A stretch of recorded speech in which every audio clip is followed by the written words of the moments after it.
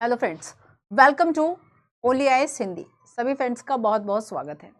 तो आज के सेशन में इंडियन पॉलिटी आपका एम लक्ष्मीकांत चल रहा है, जिसमें कि अभी तक पार्ट 1 हमारा पूरा कंप्लीट हो चुका है। पार्ट 2 में आज हम बात करने वाले हैं संघीय व्यवस्था की, फेडरल सिस्टम की। ठीक है, तो यहाँ पर देखो पार्ट 2 में हमें क्या क्या और पढ़ना बाकी रह गया है। संसदीय व्यवस्था हो गया है ना, आज हम बात करेंगे संघीय व्यवस्था।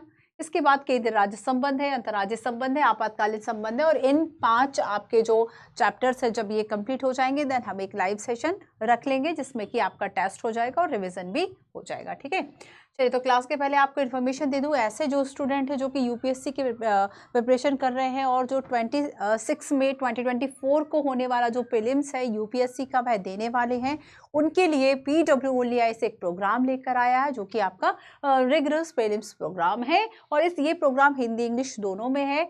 इसमें आपको देखो जीएस के क्वेश्चन, सीसेट के क्वेश्चन, पेपर डिस्कशन भी क्लास के जस्ट बात कराया जाता है। डेली आपके जो प्रैक्टिसेस है वह कराई जाती है, एक्सप्लेनेशन भी ऑफलाइन ऑनलाइन दोनों कराया जाता है।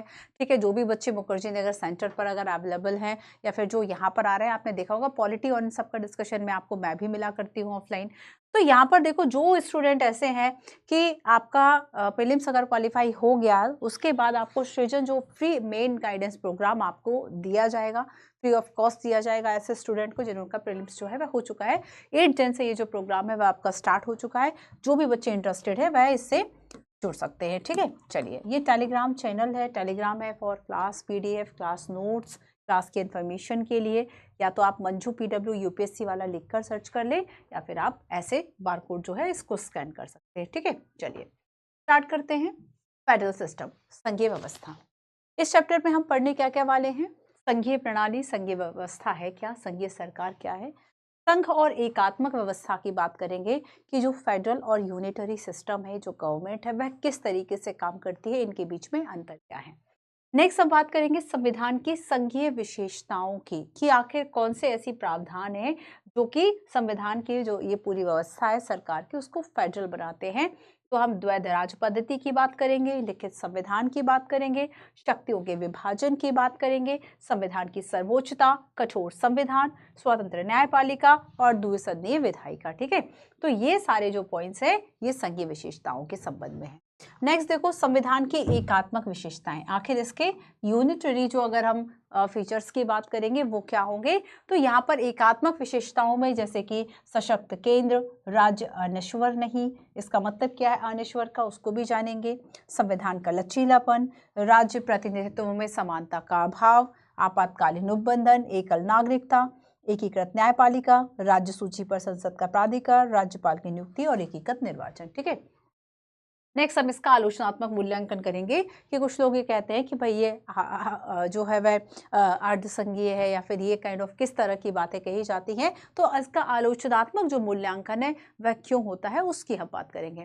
बेसिकली देखो आप यहाँ से आपके जो अगर मान लो क्वेश्चन आ गया कि संघीय विशेषताओं के क्या लक्षण है, जो कि यूपीएससी ने पूछा हुआ है ना, कि संघीय विशेषता क्या है, कौन से लक्षण है, आपके 2 क्वेश्चन तो सीधे सीधे केवल इस मेन से ही सॉल्व हो जाएंगे कि संघीय विशेषता मान लो लिखित संविधान लिख दिया, शक्तियों का विभाजन लिख दिया, संविधान की सर्वोच्चता और एक इसमें लिख दिया एकल नागरिकता, और यहाँ से पूछ लिया कि संघीय व्यवस्था का कौन सा लक्षण नहीं है, आंसर क्या हो जाएगा एकल नागरिकता। या मान लीजिए एकात्मक विशेषताएं 3 दे दी, एकल संविधान है, राज्य सूची पर संसद का प्राधिकार है, राज्यपाल की नियुक्ति है और स्वतंत्र न्यायपालिका है, कि इसमें जो है वह कौन सा एकीकृत न्यायपालिका का प्रावधान नहीं है। ठीक है, तो इस तरीके से जो क्वेश्चन है वह आते हैं।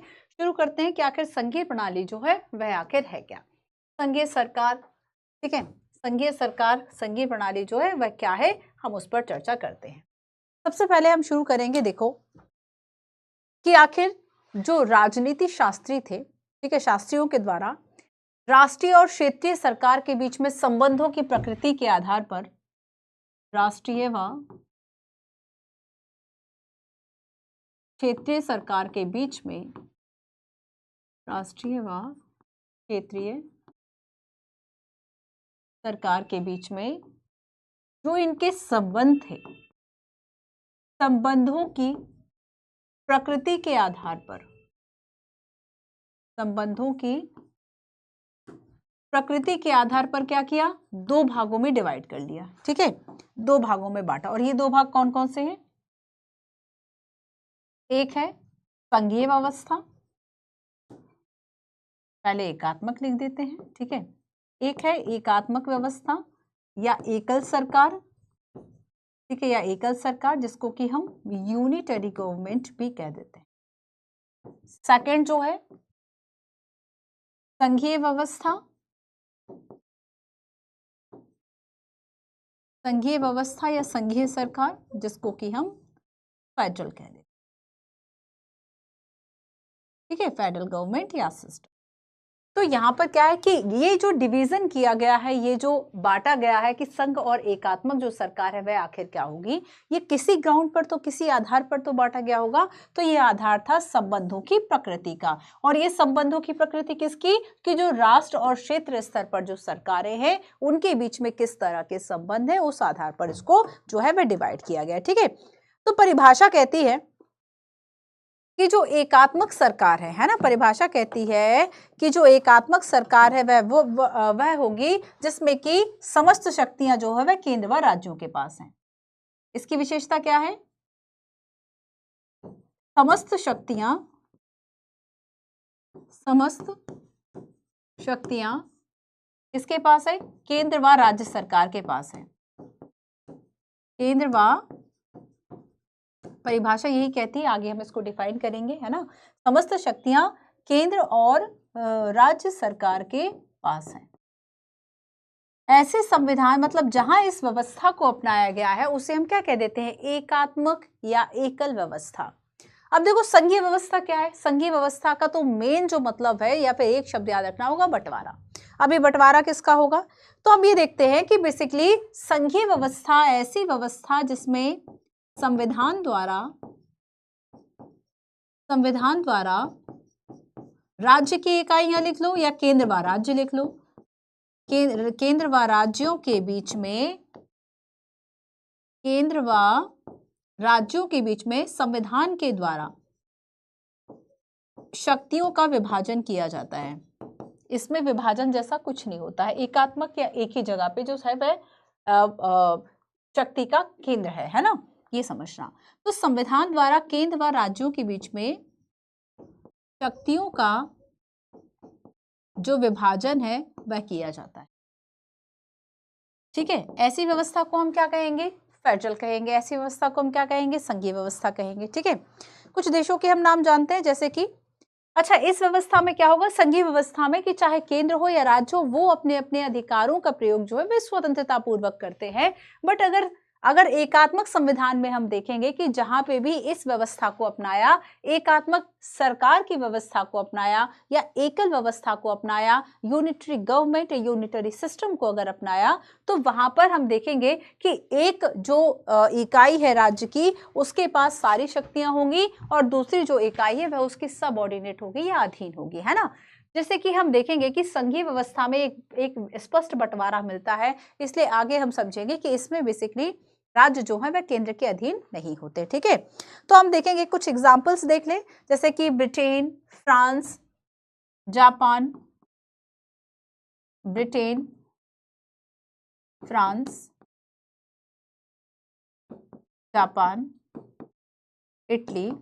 ये एग्जाम्पल किसके हैं कि जहां पे जो सरकारें हैं वह कैसी है, केंद्र व राज्य सरकार, या फिर जो एक सरकार है उसके पास सारी जो शक्तियां हैं वह उसमें निहित है, ठीक है।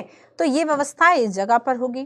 इसके अलावा अगर हम देखेंगे कि अमेरिका है, स्विट्जरलैंड है, ऑस्ट्रेलिया है, कनाडा है, वहां पे संघीय व्यवस्था है। America, Switzerland, America, Switzerland, Australia और कनाडा, ठीक है। इंडिया हम सभी पढ़ेंगे अभी इंडिया के बारे में। तो यहाँ पर ये कुछ ऐसे देश है जिनके मतलब यहाँ का जो सिस्टम है ना, उसमें केंद्र व राज्य मतलब इस तरीके से दो पॉलिटिकल यूनिट हैं, दो इकाइयां हैं राजनीतिक, और उनके पास उनकी अलग अलग शक्तियां हैं, और जो उनके पास पावर है ना, वो उस संबंध में पूरा जो प्रयोग है, मतलब अपने क्षेत्राधिकार में समस्त शक्तियों का जो प्रयोग है वह करते हैं, ठीक है। अब देखो, अब ये जो संघीय मॉडल है, ये जो संघीय व्यवस्था है, इसको बेसिकली केंद्र सरकार या संघ सरकार जो है वह कह दिया जाता है, केंद्र सरकार या संघ सरकार के रूप में भी जाना जाता है, ठीक है। आगे देखो, अगर हम संघ शब्द की बात करें तो संघ शब्द जो है वह जानते हो किस वर्ड से बना है? फोइडस वर्ड से बना है। अगर हम संघ वर्ड की बात करें, ठीक है, तो ये जो वर्ड है वह किससे बना है? फोइडस वर्ड से बना। और इस फोइडस जो शब्द है, जो फोइडस ये जो शब्द है ना, इस शब्द का मतलब होता है संधि या समझौता। इस शब्द का क्या मतलब होता है? संधि या समझौता। संधि या समझौता, ये इस शब्द का मेन मतलब होता है। और इस तरह से हम ये कह सकते हैं कि बेसिकली जो राज्य है ना, वो कैसे बना है? जो राज्य है वो विभिन्न इकाइयों के बीच में संधि या समझौतों का परिणाम है।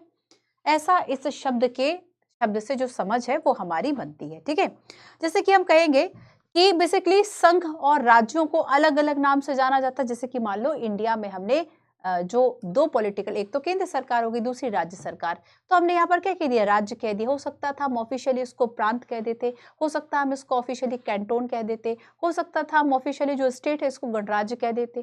तो यहाँ पर देखो अलग अलग नाम से जो ये दो सरकारों के बीच में विभाजन है, तो राज्य या फिर जो एक और इकाई है उसे अलग अलग नामों से जाना जाता है। जैसे कि अगर हम देखें तो अमेरिका में क्या कहा जाएगा? अमेरिका में कहा जाता है स्टेट या राज्य। ठीक है, देखो जैसे कि हम देखेंगे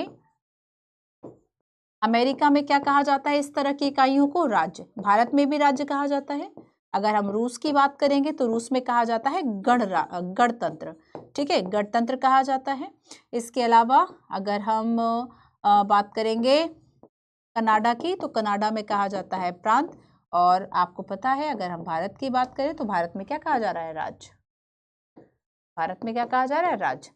कैंटोन की बात करें, कैंटोन वर्ड मतलब जैसे कि हम स्टेट के लिए यूज करते हैं, ऐसे ही कैंटोन जो वर्ड है वो जो स्विट्जरलैंड है ना, ठीक है, स्विट्जरलैंड अपने यहाँ कैंटोन जो वर्ड है इसका यूज करता है। ठीक है, क्लियर है? तो ये इस तरह के शब्द है, मतलब अलग अलग इकाइयों के लिए। अब देखो हमने फोइडस वर्ड को जाना कि इस शब्द का मतलब क्या होगा? इस शब्द का मतलब होगा संधि या समझौता। लेकिन इसमें भी जो है वह थोड़ा सा अंतर होता है। ठीक है, इसमें होता है थोड़ा सा अंतर। जैसे कि हम इंडियन कॉन्स्टिट्यूशन की अगर हम बात करें, देखो कुछ बातें आपको याद रखनी है कि संविधान में कहीं भी संघ शब्द का वर्णन नहीं किया गया है। संघ शब्द का वर्णन नहीं किया गया। ठीक है, ध्यान रखना, संघ बेसिकली बात नहीं की गई। अब आप सोचेंगे कि मैम कहा तो shall be I union of state, लेकिन जो अनुच्छेद 1 है वो राज्यों के संघ की बात करता है, केवल संघ शब्द को परिभाषित नहीं कर रहा। जो अनुच्छेद 1 है वह क्या कहता है? भारत अर्थात India that is Bharat shall be a union of state, है ना, राज्यों का संघ होगा। तो राज्यों का संघ कहा है, इसमें राज्यों का संघ कहा है, लेकिन इसमें कहीं भी संघीय शब्द या फिर संघ शब्द का वर्णन या परिभाषा संविधान में नहीं मिलती। ठीक है, अब देखो ये जो फेडरल बनता है ना वो दो तरीके से बनता है। ठीक है, ये जो फेडरल सिस्टम है ना, हमने एनसीईआरटी में पढ़ा था, पता नहीं कितने बच्चों को याद होगा। फेडरल सिस्टम बेसिकली जब हम देखेंगे ये दो तरह का हो सकता है। एक तो होता है कमिंग टुगेदर फेडरेशन, एक तो होता है coming together federation, and second one is holding together federation. Holding together federation. अब देखो इन दोनों में मतलब क्या है, या फिर आप देखेंगे कि इसमें जो आपको बेसिकली जो शब्द मिलेगा एकीकरण और विभेदीकरण, है ना। संघ शासन जो है वह दो तरीके से बन सकता है, एकीकरण और विभेदीकरण। ठीक है, तो ये देखो पहला वाला जो है वो एकीकरण कह रहा है, कमिंग टुगेदर मतलब एकीकरण की बात कर रहा है। दूसरा जो है ये विभेदीकरण की बात कर रहा है, दूसरा जो है वह क्या कर रहा है? विभेदीकरण की बात कर रहा है। ठीक है, समझ लिया हमने कि फेडरेशन या फिर संघ शासन जो है वह दो रूपों में हो सकता है। संघ शासन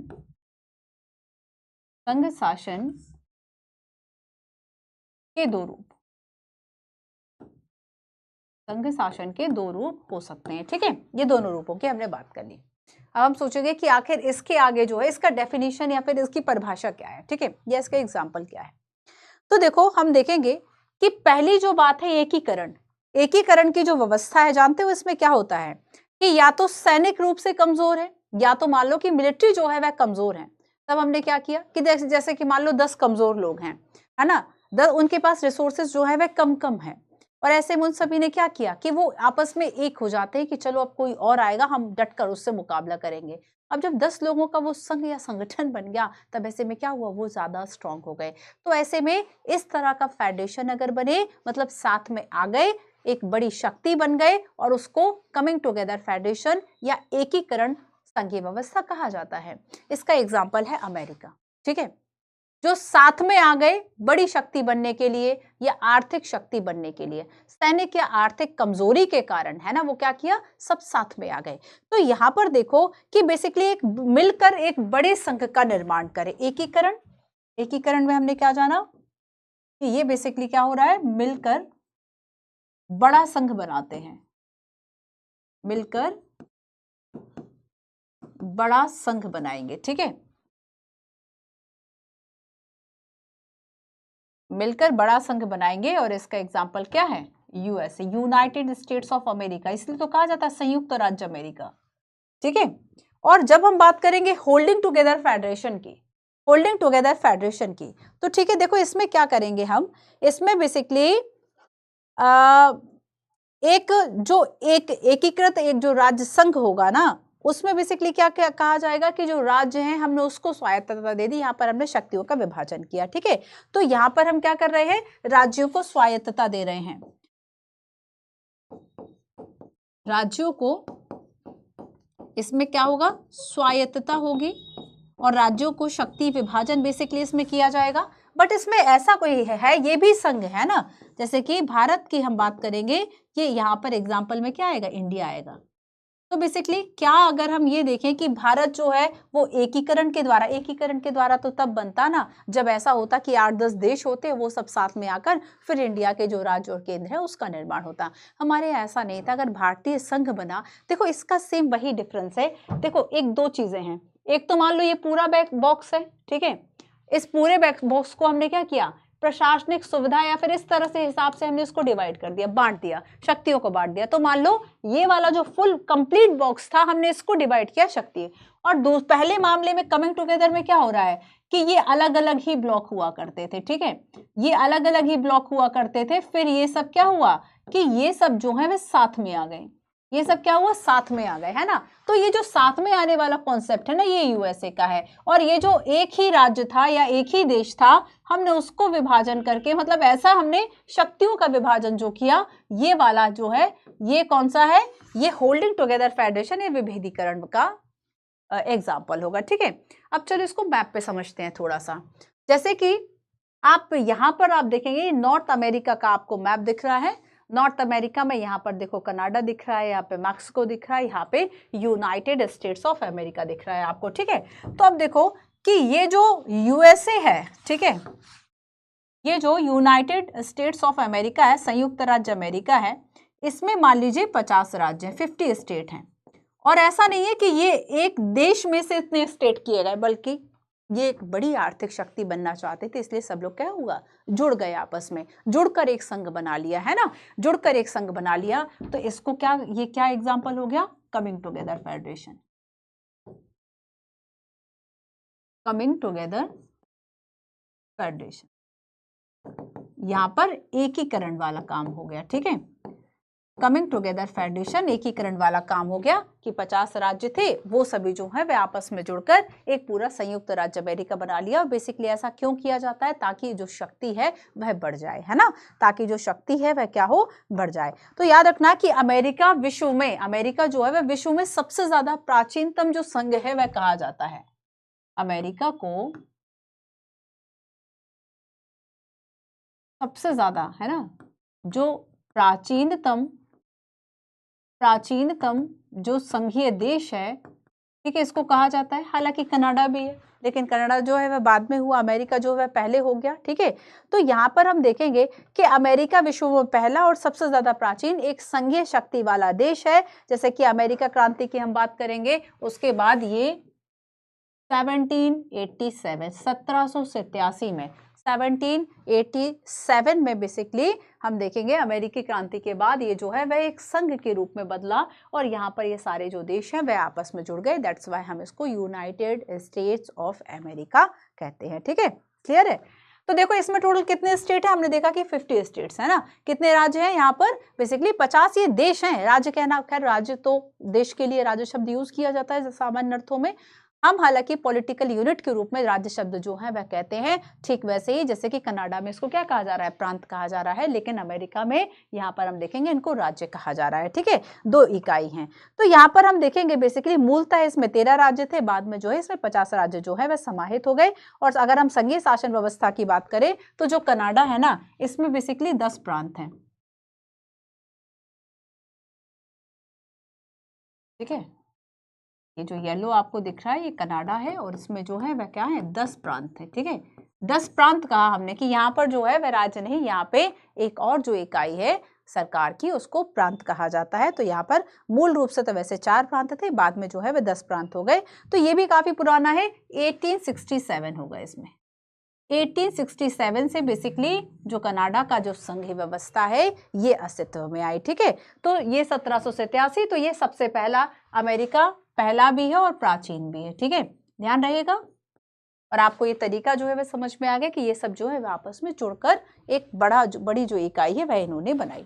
अब हम बात करेंगे इंडिया की। ठीक है, तो देखो इंडिया, हम आर्टिकल 1 क्या कहता है, भारत जो है वह राज्यों का संघ होगा। भारत जो है वह क्या होगा, राज्यों का संघ होगा। तो यहाँ पर हम राज्यों के संघ की बात कर रहे हैं। तो क्या ऐसा था कि पहले ये सब अलग अलग थे फिर आपस में जुड़े, नहीं। तो यहाँ पे हमने क्या किया है, शक्ति विभाजन किया। यहाँ पे हमने क्या किया है, शक्तियों का विभाजन किया है। और यहाँ पे हम क्या कह रहे हैं, राज्य शब्द कहते हैं। हम इसमें जो स्टेट वर्ड है वो अपने यूज कर रहे हैं अन्य सरकारों की। ठीक है, तो राज्यों का संघ, शक्तियों के विभाजन। और हाँ, याद रखना कि ये होल्डिंग टुगेदर वाला है, ये एकीकरण वाला नहीं है, बल्कि ये विभेदीकरण वाला है।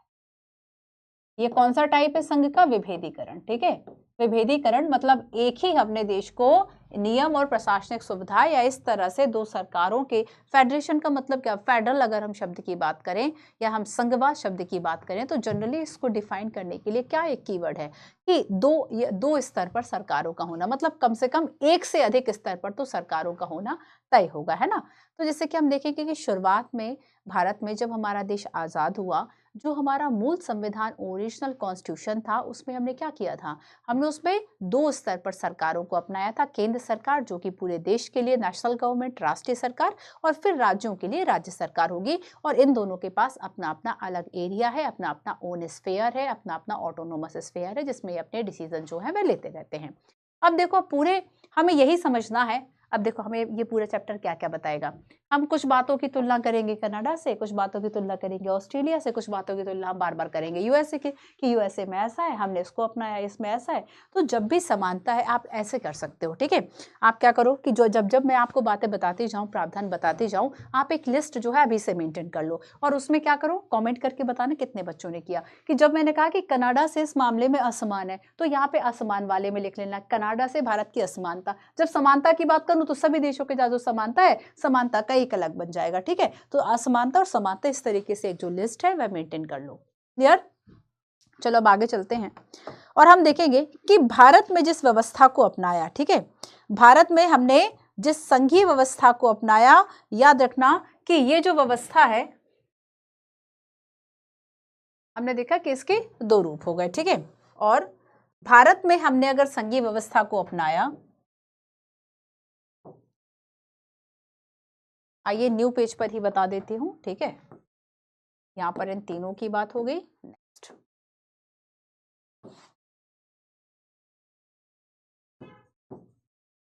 भारत में संघीय व्यवस्था, सबसे पहली बात तो यह है कि अपनाने का कारण क्या था। दो स्तर पर सरकार को अपनाने का कारण क्या था? इस देश का आकार और इस देश की विविधता। ठीक है, क्या कारण था? बृहद आकार और विविधता।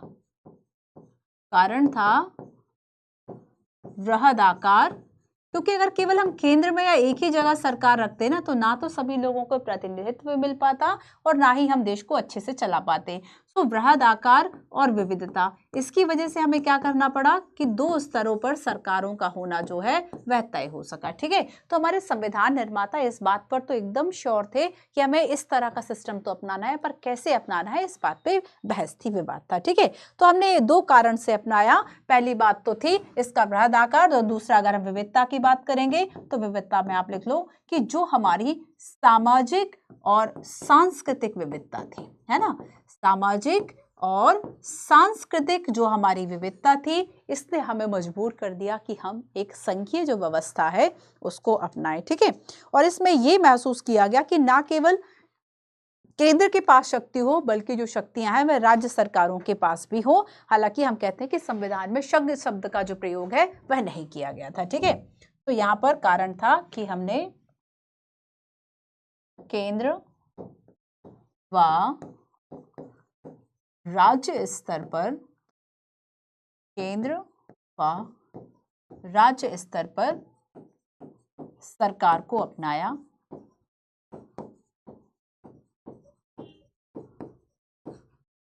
है ना, केंद्र व राज्य स्तर पर हमने क्या किया, सरकार को अपनाया। अब देखो आर्टिकल 1, यूपीएससी ने क्वेश्चन पूछा कि जो पहला अनुच्छेद है वो आखिर क्या बताता है।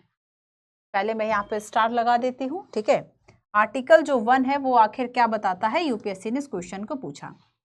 तो जो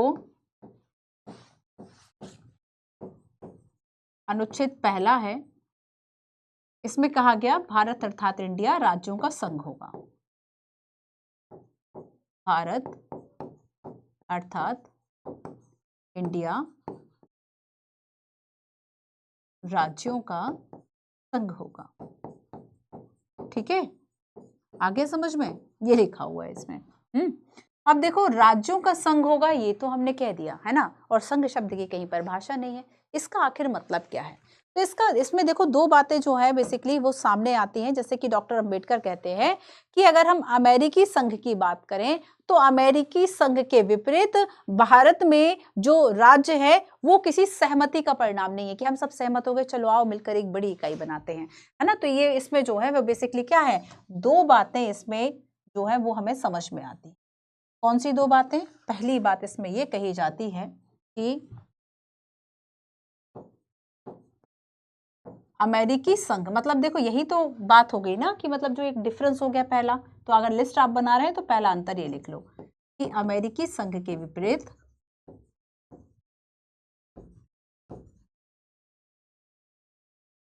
भारत राज्यों के बीच समझौते का परिणाम नहीं है। समझौते का परिणाम नहीं। यहाँ पे क्या याद रखना है, वही जो फेडरेशन के टाइप थे, coming together and holding together, है ना। कमिंग टुगेदर मतलब सब एक साथ आ गए, एकीकरण वाला, और विभेदीकरण वाला जो है वह हमने अपनाया। तो पहली बात तो हमने ये देखी कि राज्यों के बीच किसी सहमति का प्रतिफल नहीं है। और दूसरी बात जो है उसमें ये कहा गया है ना, दूसरा जो इंपॉर्टेंट प्रावधान है वो इसमें ये कहा गया कि राज्यों को यह अधिकार नहीं है कि वह संघ से अलग हो सके। राज्यों को यह अधिकार नहीं है, राज्यों को यह अधिकार नहीं है कि वे संघ से अलग हो सके, है ना, कि वे संघ से अलग हो सके। अब अमेरिका और भारत की थोड़ी सी तुलना हम और कर लें। अनुच्छेद 1 में तो हमने देख लिया कि ये यहाँ पे ये भी याद रखना है आपको कि ये जो दो बातें बताई हैं वो कौन बता रहा है, वो डॉक्टर BR जो अंबेडकर है उनके द्वारा ये कहा गया। ठीक है, कि अनुच्छेद 1 जो है इसमें क्या है, दो बातें शामिल हैं, और दो बातें कौन सी है हम समझ गए। ठीक है, दो बातें जो है वह शामिल हैं। चलिए अब देखो एक शब्द है, जरा इस शब्द को पढ़ना। जब हम संविधान की एकात्मक विशेषताओं की बात करेंगे, यूनिटरी गवर्नमेंट की बात करेंगे, यूनिटरी फीचर्स की बात करेंगे, उसमें हम एक जो वर्ड है उसको पढ़ने वाले हैं कि अगर हम देखें कि an indestructible union composed of destructible state, है ना। तो यहां पर देखो, अगर हम बात करेंगे इंडेस्ट्रक्टिबल, ये जो वर्ड है इसका मतलब होगा अविभाज्य, अविभाज्य या जिसको भंग नहीं किया जा सकता, अविभाज्य या भंग नहीं किया जा सकता, ठीक है, उसको हम क्या कहेंगे, इंडेस्ट्रक्टिबल। ठीक है, तो देखो इंडिया जो है वह क्या है, अविभाज्य संघ है, लेकिन जो राज्य है वो डिस्ट्रक्टिबल हो सकते हैं, वो विभाज्य हो सकते हैं, विभाज्य हो सकते हैं। जैसे कि आपने देखा होगा कि जो राज्य है ना, 2 या 2 से अधिक राज्यों को मिलाकर एक राज्य की बात की गई, मतलब संविधान में कहीं भी राज्यों के अस्तित्व की गारंटी नहीं दी गई, राज्य के अस्तित्व की गारंटी नहीं दी गई। ध्यान रखना इस बात को, क्योंकि संसद के पास यह राइट है और संसद ऐसा बिल्कुल साधारण बहुमत के साथ कर सकता है कि किसी राज्य का नाम चेंज कर दे, राज्य की सीमाओं में परिवर्तन कर दे, 2 या 2 से अधिक राज्यों के किसी भाग को मिलाकर नया राज्य बना दे। तो यहाँ पर क्या होता है कि अविभाज्य केंद्र है, मतलब केंद्र का विभाजन नहीं हो सकता, है ना।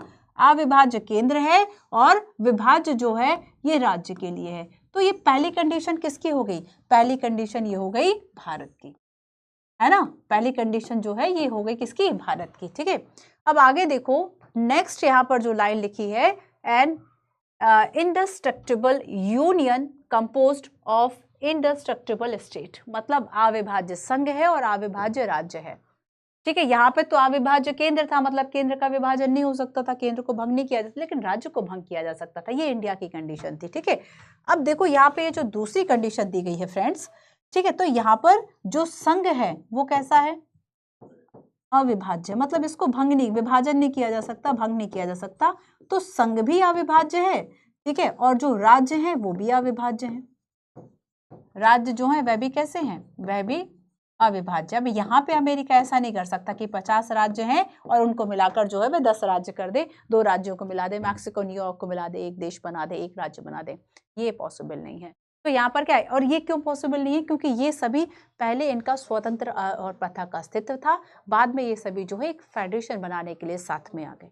ठीक है, अब जैसे फेडरेशन कैसे बना है कि आपको पता है कि भाई ये यूएसए है पूरा, और यहाँ पर आप देखेंगे कि यूएसए में डुअल सिटीजनशिप दी गई है, दोहरी नागरिकता दी गई है, कि एक नागरिक आप अमेरिका में की भी हो तो आप मैक्सिको भी, आपके पास 2 तरह के राइट्स होंगे, जो राइट्स अमेरिका गवर्नमेंट दे रही, यूएसए गवर्नमेंट दे रही, वो राइट भी आपके पास है, और जो मैक्सिको गवर्नमेंट दे रही है वो राइट्स भी आपके पास है। तो यहाँ पर क्या है कि राज्य भी अविभाज्य है, संघ भी अविभाज्य है। तो ये जो तरीका है, ये फेडरेशन का तरीका कहाँ अपनाया गया है, अमेरिका में। ठीक है, तो अविभाज्य राज्यों का, या फिर पता है इसको अनश्वर भी कहा जाता है, इंडेस्ट्रक्टिबल की, अगर हम इंडेस्ट्रक्टिबल की बात करें, इसको क्या कहा जाता है, अनश्वर,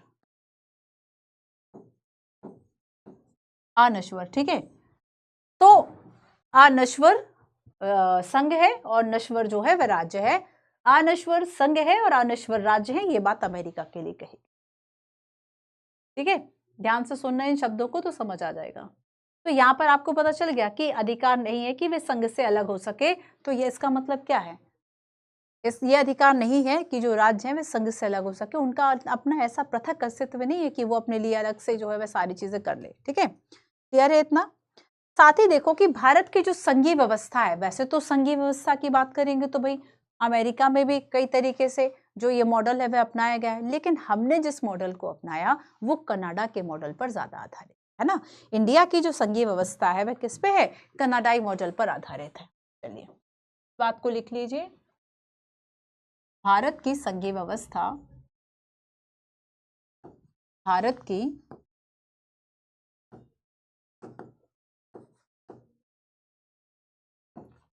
की संघीय व्यवस्था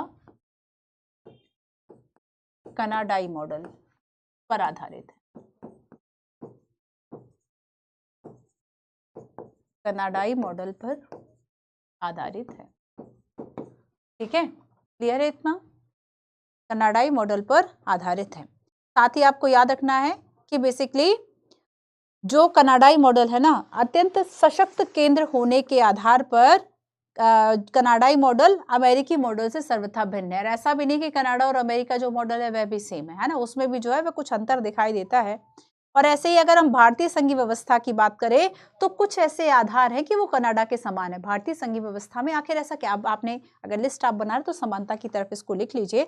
पहली बात तो ये है कि इसका जो निर्माण है ना, पहली बात यह है कि इसका जो निर्माण है, जैसे कि कनाडा में संघ का निर्माण हुआ है वैसे ही भारत में संघ का निर्माण हुआ है। ठीक है, तो ये पहली सिमिलैरिटी हो गई। दूसरी सिमिलैरिटी है कि संघ शब्द का जो प्रयोग है वो कनाडा में भी प्रमुख रूप से किया गया, वही संघ शब्द का प्रयोग हमने भी किया है, तो चाहे निर्माण हो या शब्द के प्रयोग की बात हो। ठीक है, और तीसरी बात है केंद्रीकरण की प्रकृति, जैसे कि हमारे यहाँ केंद्र ज्यादा मजबूत है, कनाडा में भी सेम है ना। तो इसका निर्माण, ये जो शब्द है, दूसरी बात, पहली बात शब्द की बात, दूसरी बात इसका निर्माण किस आधार पर हुआ, और तीसरी बात है कि केंद्रीकरण की प्रकृति रही। और इन तीनों ही बातें जो हमने ली है, या फिर इससे जो हम अगर सिमिलैरिटीज देखें तो ये जो है वह किससे मिलती है, कनाडाई व्यवस्था से मिलती है। ठीक है, तो यहाँ पर हमने क्या देखा कि बेसिकली इसमें तीन आधार हैं, तीन समानता है। समानता हम यहाँ पर लिख लेते हैं। समानता क्या है, पहली बात तो है शब्द का प्रयोग, दूसरी बात है इसका निर्माण जिस तरीके से किया गया है, और तीसरी बात है कि इसमें केंद्रीकरण की प्रकृति रही। केंद्रीकरण मतलब किसी एक जगह पे शक्तियों का केंद्र बना देना, या किसी एक सरकार के पास शक्ति का ज्यादा केंद्र होना। तो ये पहली बात, ये दूसरी बात और ये तीसरी बात। ठीक है, इन तीनों ही आधारों पर हम ये कह देते हैं कि भारतीय जो संघ है वह किस पर ज्यादा आधारित है, वो कनाडाई व्यवस्था या कनाडाई मॉडल से ज्यादा करीब है। अब बस दो बातों को हमें और समझना है और फिर इसके बाद हम इसका मूल्यांकन करेंगे। पहली बात ये कही जाती है कि संविधान की, अब हम भारतीय संविधान की बात करेंगे कि आखिर कुछ व्यवस्थाएं ऐसी हैं जिससे कि हम संघीय विशेषता कह सकते हैं। ध्यान रखना, संघीय विशेषता उसको कहेंगे, संघीय विशेषता उसको कहेंगे जो कि विभाजन की बात करेगा केंद्र और राज्यों के बीच में शक्तियों के आधार पर। एकात्मक की जब हम बात करेंगे, एकात्मक विशेषताएं हम उसको कहेंगे जो कि कहीं ना कहीं शक्तियां राज्यों से उठाकर केंद्र को दे रहा है, जैसे कि आपातकालीन प्रावधान। ठीक है, चलो उसके पहले आओ एक लिस्ट दिखाती हूँ। ठीक है, हम इन्हीं को जो है वह और विस्तार से एलोब्रेट करने वाले, समझने वाले हैं। जरा एक बार संघ और एकात्मक सरकार के बीच में हम एक अंतर देखते हैं। ठीक है, चलो देखो, सबसे पहले आते हैं हम संघीय सरकार के बीच में। संघीय सरकार के बीच में है ना, यहाँ पर संघ सरकार की बात की। अब देखो, अब इस बात को समझना। अच्छा ये बताओ, अगर आपको विभाजन करना है ना, शक्तियों का विभाजन, कि ये इसका अधिकार क्षेत्र होगा, ये केंद्र का अधिकार क्षेत्र होगा, ये राज्य का अधिकार क्षेत्र होगा, तब आपको क्या जरूरत होगी कि आप उस चीज को कहीं लिख दें। तो लिखित संविधान चाहिए। और अगर आपने उस लिखित संविधान को कठोर नहीं बनाया, उसमें आसानी से परिवर्तन कर दिया, तब तो लिखने का भी कोई महत्व नहीं है। इसका मतलब क्या है कि आप थोड़ा सा मजबूत स्याही से लिखें। मजबूत स्याही इन सेंस कि उसमें आसानी से परिवर्तन ना हो पाए। इसका मतलब क्या है, कठोर भी होना चाहिए संविधान, है ना। और अगर मान लो संविधान में गलत तरीके से संशोधन कर दिया, तब उस संशोधन को सही करने के लिए, अगर वो संघीय व्यवस्था के विपरीत चला गया, तब उस संशोधन को सही करने के लिए कोई न्यायपालिका भी होनी चाहिए जो कि स्वतंत्र न्यायपालिका हो। तो ऐसे में दो तीन विशेषताएं तो यही हमने डिस्कस कर ली। ठीक है, कि देखो चूंकि दोहरी सरकार होनी चाहिए, मतलब एक तो राष्ट्र की सरकार है, एक क्षेत्र की सरकार है। दूसरा हमने क्या समझा, दूसरा कि लिखित संविधान हो, जो संविधान है वो कठोर संविधान हो, स्वतंत्र न्यायपालिका है, और संविधान की सर्वोच्चता होनी चाहिए। संविधान की सर्वोच्चता क्या है उसको हम पढ़ेंगे, है ना। संविधान जो है वह सर्वोच्च होना चाहिए। अब आपका क्या बचा कि अगर दोहरी सरकार है, कम से कम तो दोहरी दो लेवल पर तो सरकार होगी, कि राष्ट्रीय सरकार है और क्षेत्रीय सरकार है। तो अब देखो, राष्ट्रीय और क्षेत्रीय सरकार के बीच में शक्तियों का विभाजन होगा, नहीं होगा, डेफिनेटली होगा। तो शक्तियों का विभाजन एक इंपॉर्टेंट है। और लास्ट हम देखेंगे कि इसमें द्विसदनीय विधायिका है, मतलब दो सदन, जैसे कि लोकसभा राज्यसभा है, बाइकैमरल सिस्टम है। स्टेट की बात करें तो विधानसभा विधानमंडल है। ठीक है, फिर से याद करो, फिर से याद करो, संघीय व्यवस्था मतलब ध्यान रखना, जो दो सरकारों की बात करेंगे वो संघीय व्यवस्था की बात होगी। भारत एक संघ है, राज्यों का संघ है, कनाडाई मॉडल पर आधारित है। तीन बातें हैं जो कि सिमिलैरिटीज देखता है, अमेरिका से डिफरेंस है, इस बात को भी याद रखो। ठीक है, अब देखो, फिर से देखो इस बात को कि संघीय सरकार है। संघीय सरकार का मतलब क्या हुआ कि कम से कम दो स्तर पर सरकारों का होना तय है। ठीक है, और अगर दो स्तरों पर सरकार है तो वो कहीं ना कहीं लिखा हुआ है, मतलब लिखित संविधान है। अगर लिखित संविधान है तो संविधान सर्वोच्च होना चाहिए, लिखित संविधान है तो संविधान कठोर होना चाहिए। अगर उसका पालन नहीं किया जा रहा तो एक न्यायपालिका होनी चाहिए जो उसको ठीक कर दे। जुड़ गई सारी चीजें। अब इसका जस्ट अपोजिट यहाँ चलेंगे, और इसमें हमें या और किंतु परंतु सब लगा सकते हैं। एकात्मक का मतलब हुआ कि जब शक्तियों को समेटकर वो केंद्र को दे दे, या एक सरकार के पास शक्तियां नहीं है तो, ठीक है, वो एकात्मक या फिर यूनिटरी गवर्नमेंट होगी। तो यहाँ पर देखो, ये हमने बात की फेडरल, ठीक है, यह यूनियन, और यहाँ पर हम बात कर रहे हैं यूनिटरी गवर्नमेंट। अब एकात्मक में देखो, यहाँ पे हम कह रहे हैं लिखित संविधान, आगे लिखेंगे लिखित भी हो सकता है, अलिखित भी हो सकता है। कठोर संविधान, यहाँ पे हम कहेंगे नहीं कठोर नहीं, फ्लेक्सिबल भी हो सकता है, लचीला भी हो सकता है। स्वतंत्र न्यायपालिका हो भी सकती है, नहीं भी। द्विसदनी विधायिका हो भी सकती है, नहीं भी, वो वाली बातें होंगी। ठीक है, आओ समझते हैं।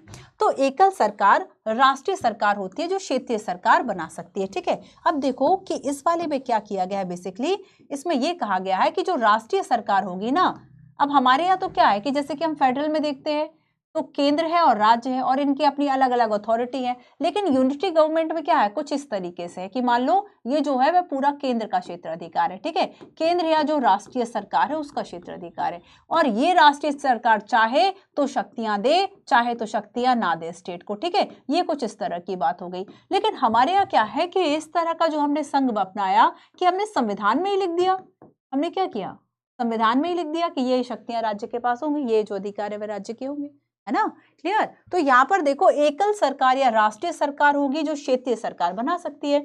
संविधान लिखित भी हो सकता है जैसे कि फ्रांस में है, अलिखित भी हो सकता है जैसे कि ब्रिटेन में है। याद रखना, ब्रिटेन में ये मत सोच लेना कि ब्रिटेन में संविधान नहीं है, ब्रिटेन में संविधान है, बस वो अलिखित है। और ऐसा भी नहीं कि अलिखित है तो बस है ही नहीं, या फिर कुछ किताबों में नहीं लिखा, कोई डॉक्यूमेंट नहीं, डॉक्यूमेंट होते हैं बट एक चीज में फाइल नहीं होते, डॉक्यूमेंट होते हैं उसमें भी, है ना। तो नेक्स्ट देखेंगे शक्तियों का विभाजन नहीं होता, विभाजन तो आपको संघ में व्यवस्था में मिलेगा, एकात्मक में नहीं मिलेगा। तो शक्तियों का विभाजन नहीं होगा क्योंकि सारी शक्तियां तो राष्ट्रीय सरकार के पास होंगी। अरे राष्ट्रीय सरकार के पास ही तो शक्ति थी कि वह क्षेत्रीय सरकार बना सकती है ना।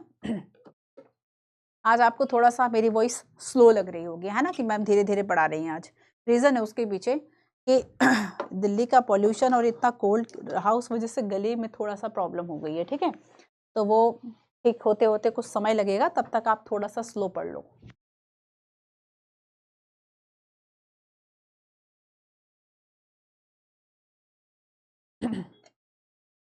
क्लियर है, चलो आगे चलते हैं। संविधान सर्वोच्च हो सकता है जैसे कि जापान में है, और नहीं भी हो सकता है जैसे कि ब्रिटेन में है। कठोर भी हो सकता है जैसे कि फ्रांस में, लचीला भी हो सकता है जैसे कि ब्रिटेन में। बस वही या वाह वाली बात होगी।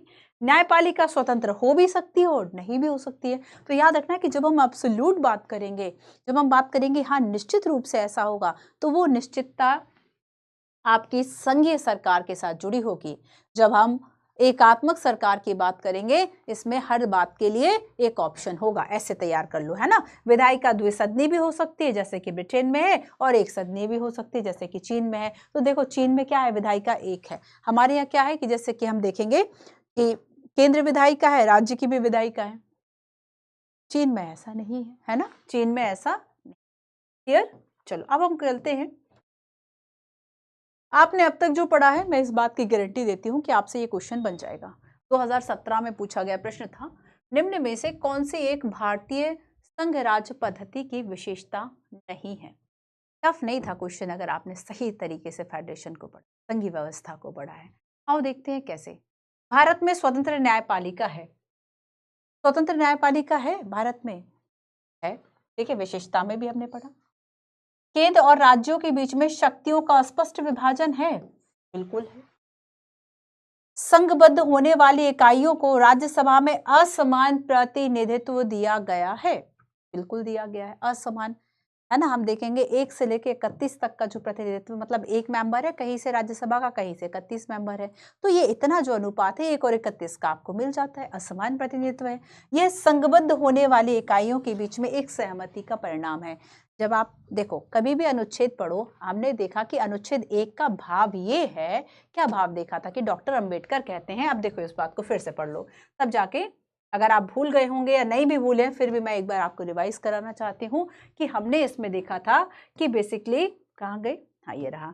अनुच्छेद 1 क्या कह रहा है कि 2 बातें इसमें शामिल हैं। पहली बात तो ये है कि अमेरिका संघ के विपरीत भारत राज्यों के बीच में समझौते का परिणाम नहीं है। क्या शब्द बदले, हो सकता है जो भाषा लिखी जा रही है, देखो भाषा और कीवर्ड में जैसे कि कुछ मुख्य शब्द होंगे जो कहीं नहीं बदलेंगे, है ना, बस उसमें जो भाषा है आगे पीछे वो थोड़ा बहुत आपकी जो है वह बदल सकती है। तो यहाँ पर क्या पूछा है लास्ट में, यह संघबद्ध होने वाली इकाइयों के बीच में एक सहमति का परिणाम है, नहीं। तो ऑप्शन नंबर डी क्या है ना, ऑप्शन नंबर डी बेसिकली इसमें पूछा था कौन सी विशेषता संघ की नहीं है, तो हमने ये देखा। ठीक है, अब फिर से देखो जरा इसको एक बार फिर से गौर फरमाओ थोड़ा सा।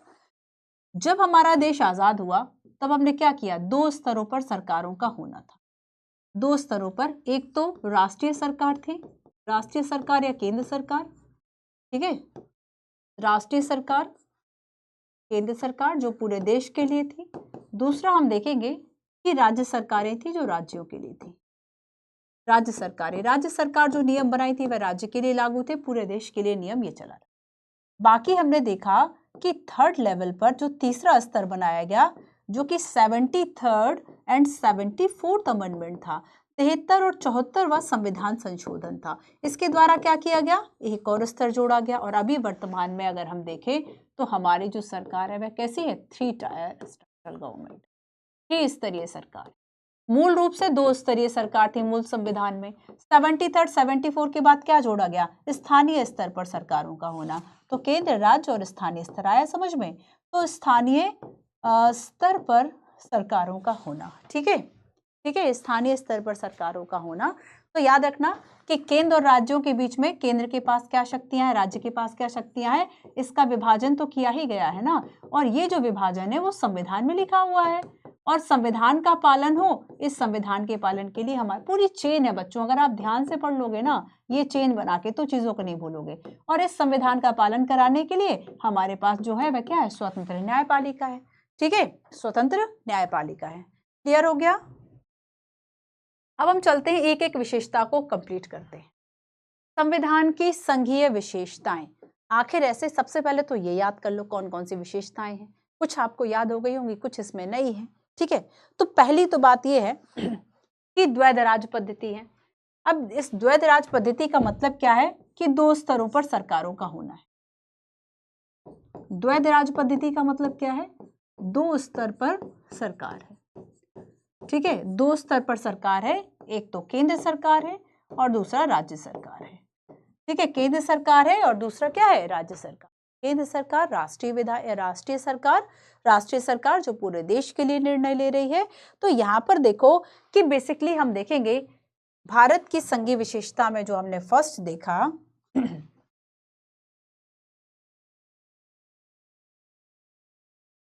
ठीक है, केंद्र व राज्य सरकार है, 2 स्तरों पर सरकार का होना है, केंद्र व राज्य सरकार, ठीक है।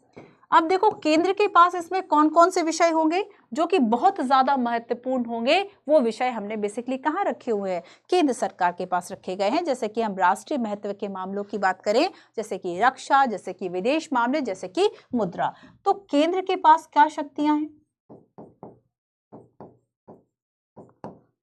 रक्षा, विदेश और मुद्रा, ठीक है, इस तरह के विषय केंद्र के हो गए। अब वैसे ही हम राज्य सरकारों की बात करें तो इसकी अलग शक्तियां हैं, जैसे कि अगर हम कुछ व्यापार संबंधित नियम देखें, या फिर हम पुलिस व्यवस्था देखें, ठीक है, या फिर हम स्वास्थ्य को लेकर कुछ व्यवस्थाएं देखें, तो कुछ व्यवस्थाएं ऐसी हैं जिस पर राज्य की जो है वह अपनी अलग अथॉरिटी है। तो यहाँ पर देखो कि कृषि है, स्वास्थ्य है, ये भी इसमें जोड़ लो, कृषि, स्वास्थ्य या स्थानीय प्रशासन, तो ये अलग अलग विषय हैं, ठीक है। और ये जो अलग अलग विषय हैं इनकी स्वीकृति संविधान के द्वारा की गई है। क्लियर। दूसरा हम देखते हैं कि बेसिकली जो संविधान है वह कैसा संविधान है, रिटर्न संविधान है। पहली विशेषता हो गई कि द्वैध राज्य पद्धति है, दूसरा क्या है, लिखित संविधान है, रिटर्न कॉन्स्टिट्यूशन है, मतलब हर एक बात को साफ साफ जो है वह लिखा गया है। अच्छा, लिखित संविधान के बारे में कुछ इंटरेस्टिंग फैक्ट मैं आपको बताती हूँ, ठीक है। जैसे कि देखो अगर हम मूल संविधान की बात करें तो उसमें 395 अनुच्छेद थे, 395 अनुच्छेद थे, ठीक है, 395 अनुच्छेद थे, 22 भाग और 8 अनुसूचियां थी, है ना। इसमें कितने भाग की अगर हम बात करें तो यहाँ पर 22 भाग 22 भाग और 8 अनुसूची थी।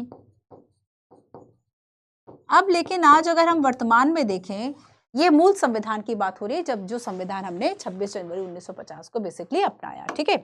उसके बाद देखो वर्तमान में अगर हम देखेंगे तो 465 465 अनुच्छेद हैं वर्तमान में। 465 अनुच्छेद हैं,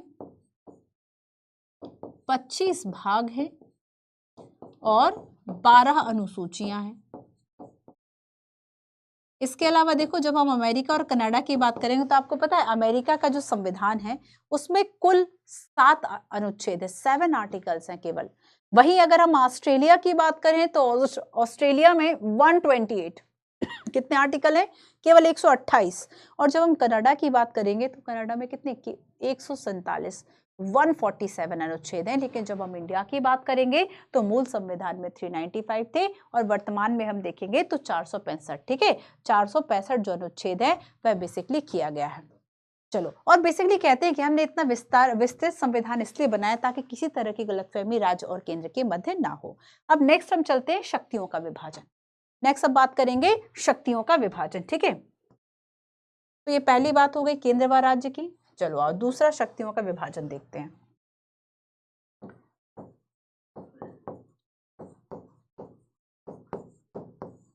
शक्तियों का विभाजन, ठीक है।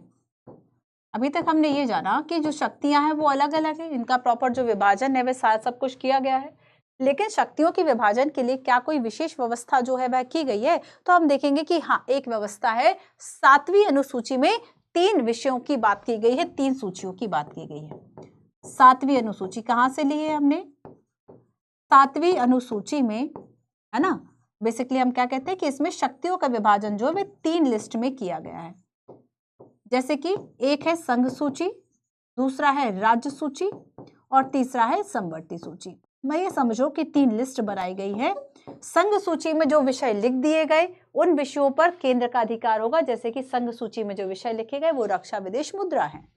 राज्य सूची में जो विषय लिखे गए वो स्थानीय प्रशासन है, कृषि है ना। तो ये उसमें ये कहा गया कि इसमें जो विषय शामिल होंगे ना, इन विषयों पर नियम बनाने का अधिकार केवल और केवल केंद्र का होगा या राज्य का होगा, अगर राज्य सूची का विषय है। अब समवर्ती सूची क्या होती है? समवर्ती सूची ऐसी सूची है इसमें जो भी विषय दिए गए हैं उस पर नियम बनाने का अधिकार केंद्र और राज्य दोनों का है। हाँ, ये हो सकता है अगर किसी तरह का डिस्प्यूट हो तो केंद्र का जो डिसीजन है, अगर किसी तरह का विवाद हो गया, जरूरी तो नहीं है कि ना सेम नियम बन जाए, तो अगर किसी तरह का विवाद हो गया तब केंद्र के पास ये अधिकार होगा या केंद्र के जो नियम है वो प्रभावी साबित होंगे, ठीक है। अगर मैं आपको ये बताऊं कि इसमें कितने कितने विषय हैं तो 90, 59 एंड 52 वर्तमान में 90, 59 एंड 52, ठीक है। ये सब्जेक्ट शामिल है, मतलब 90 विषय शामिल है किसमें? आगे जब हम आलोचना पढ़ेंगे कि संघीय व्यवस्था की क्या आलोचना है तब हम उसमें देखेंगे कि केंद्र को जो है वह ज्यादा महत्वपूर्ण विषय भी दिए गए, जैसे कि मुद्रा की बात करें, और उसके अलावा ज्यादा विषय भी दिए गए। ये उसका एक आलोचना हो जाती है, ठीक है। चलो तीसरा हम चलते हैं, तीसरा देखते हैं संविधान की सर्वोच्चता, ठीक है। नेक्स्ट हम देखेंगे 1, 2, ये 3 हो गया। चौथा क्या है? संविधान की सर्वोच्चता। संविधान की सर्वोच्चता का मतलब आखिर क्या है? Supremacy of the constitution.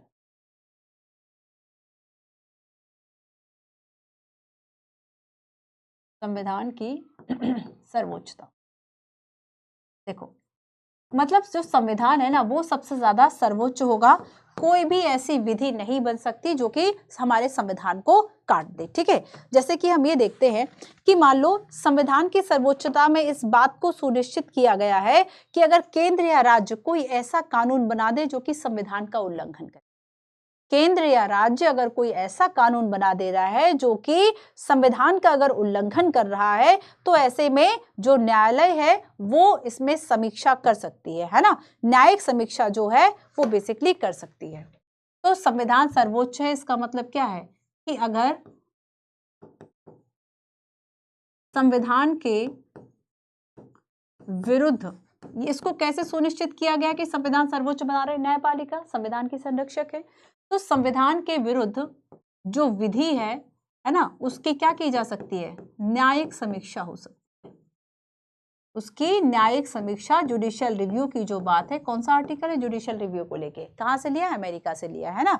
न्यायिक समीक्षा इसकी हो सकती है और इस तरह से विधायिका हो, कार्यपालिका हो, हम देखेंगे कि संविधान के द्वारा जो क्षेत्र दिया गया है वो उसके अंतर्गत ही काम करेगा, है ना। संविधान के द्वारा जो क्षेत्र बताया गया है कि ये जो क्षेत्र है इसमें अधिकारिता इस वाले सरकार के अंग की है, वो केवल उसी कार्य को करेगा। तो यहाँ पर या दूसरी बात क्या है इसमें कि विधायिका व कार्यपालिका, विधायिका व कार्यपालिका, ठीक है, अपने मतलब विधिक क्षेत्र के अंदर जो संविधान में है, विधिक क्षेत्र के भीतर रहकर कार्य करेंगे, विधिक क्षेत्र के भीतर जो है वह कार्य करेंगे, ठीक है। तो इस तरह से संविधान की जो सर्वोच्चता है वह सुनिश्चित की जाती है। नेक्स्ट हम देखेंगे कठोर संविधान, ठीक है। नेक्स्ट हम देखेंगे कठोर संविधान। कठोर संविधान के संघीय विशेषता का लक्षण है कठोर संविधान। जैसे कि हम देखेंगे कि आपको पता है कि संविधान संशोधन की प्रक्रिया भारत में जो अपनाई गई है, ना तो वो बहुत ज्यादा रिजिड या कठोर है, ना ही वो बहुत ज्यादा फ्लेक्सिबल या लचीले, बल्कि दोनों का एक सिंथेसिस है, मतलब दोनों के बीच में एक संतुलन की बात करता है। लेकिन देखो कठोर संविधान इसलिए यहां पर कहा गया, हम देखेंगे कि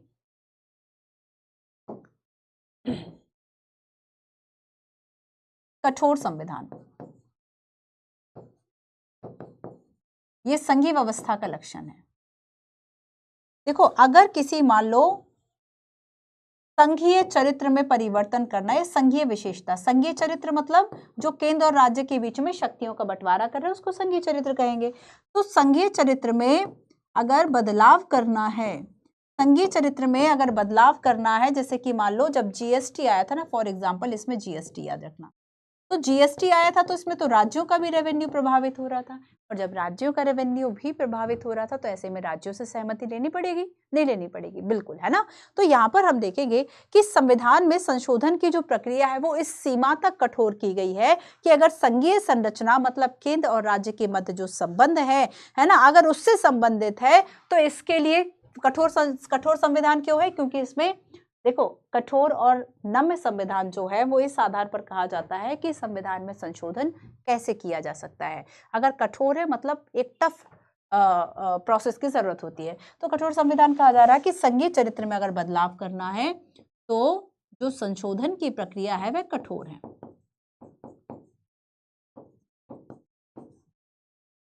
संशोधन की प्रक्रिया कठोर है और इसमें संसद के विशेष बहुमत के अलावा आधे राज्यों का बहुमत चाहिए होता है, आधे राज्यों का बहुमत आवश्यक होता है। जैसे जब जीएसटी पे लागू किया गया था ना, तो बड़े समय के बाद लागू हुआ, क्योंकि जब तक आधे राज्यों ने इसमें संशोधन की अनुमति नहीं दे दी तब तक इसमें नहीं किया गया। तो ये था कठोर संविधान। आगे हम देखेंगे कि बेसिकली यहाँ पर जो है संघीय विशेषता की एक और विशेषता है जिसमें कहा जाता है कि एक स्वतंत्र न्यायपालिका है ना। स्वतंत्र न्यायपालिका, जैसे कि स्वतंत्र न्यायपालिका है, जैसे कि हमने देखा कि अगर कोई विधि ऐसी बन जाती है जो कि गलत है या संविधान का उल्लंघन कर रही है तो उसकी न्यायिक समीक्षा जो है वह कर सकता है, न्यायिक समीक्षा जो है वह की जा सकती है। न्यायिक समीक्षा करने का मतलब क्या है कि अगर कोई विधि संविधान का उल्लंघन कर रही है तो इस आधार पर उस विधि को अप्रभावी या शून्य घोषित किया जा सकता है, ठीक है। तो यहाँ पर हम देखेंगे कि न्यायिक समीक्षा के अधिकार का प्रयोग करके जो स्वतंत्र न्यायपालिका है वो क्या कर रही है, वो संविधान की सर्वोच्चता को बनाए रख रही है ना।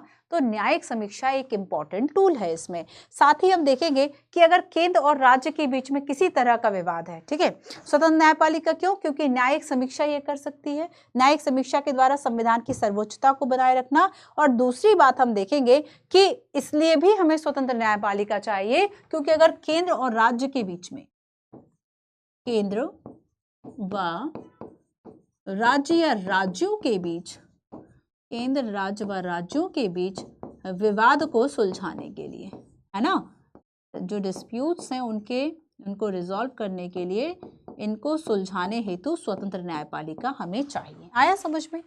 अब लास्ट चलते हैं हम द्विसदनीय विधायिका। द्विसदनीय विधायिका संघीय विशेषता को कैसे दर्शाता है। ठीक है, तो हम देखेंगे कि हमारे यहाँ केंद्र में जो है वह 2 सदन है। ठीक है, और वैसे ही हम देखेंगे कि राज्य में भी 2 सदन है द्विसदनीय, जैसे कि लोकसभा और राज्यसभा, लोकसभा और राज्यसभा। ठीक है, 2 सदन है।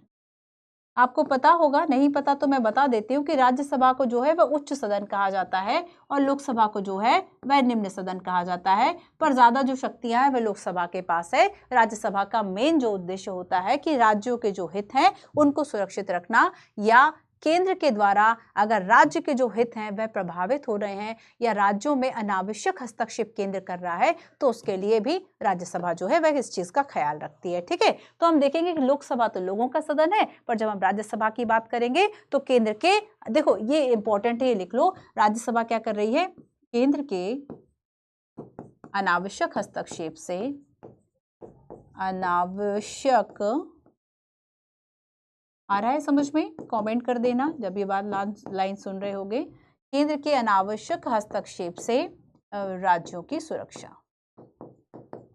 ठीक है, ये काम करना जो है वह मेन काम है राज्यसभा का। और जब हम लोकसभा की बात करेंगे तो लोकसभा क्या है, ये तो लोगों का सदन है। लोकसभा क्या है, ये लोगों का सदन है, इसको लोकप्रिय सदन कहा जाता है। और डेमोक्रेसी में चूंकि लोगों का ज्यादा इंपॉर्टेंट है इसलिए हमारे यहाँ लोकसभा के पास ज्यादा शक्तियां हैं और उसमें से एक शक्ति है सरकार को गिराने की शक्ति, वो शक्ति राज्यसभा के पास नहीं है। ठीक है, तो यहाँ पर देखो ये संविधान की संघीय विशेषता है। ऐसा कोई टॉपिक है जो समझ में ना आया हो, बताओ जरा। तो यहाँ पर हमने देखो ये 7 विशेषताएं देख ली, एक बार फिर से जरा देखो।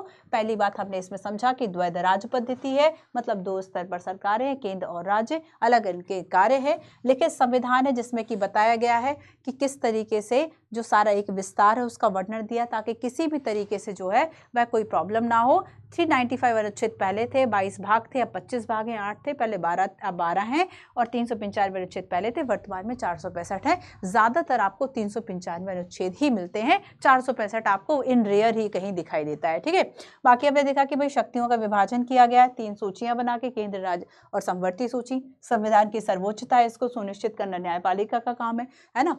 कठोर संविधान है क्योंकि अगर संघीय व्यवस्था में किसी तरह का कोई चेंज करना है, परिवर्तन करना है तो उसमें आधे राज्यों की सहमति भी चाहिए। ठीक है, स्वतंत्र न्यायपालिका है, न्यायिक समीक्षा, और केंद्र और राज्यों के बीच अगर किसी तरह का विवाद हो रहा है तो उसको सुलझाने के लिए, और हमें एक द्विसदनीय जो विधायिका है इसकी भी आवश्यकता होती है।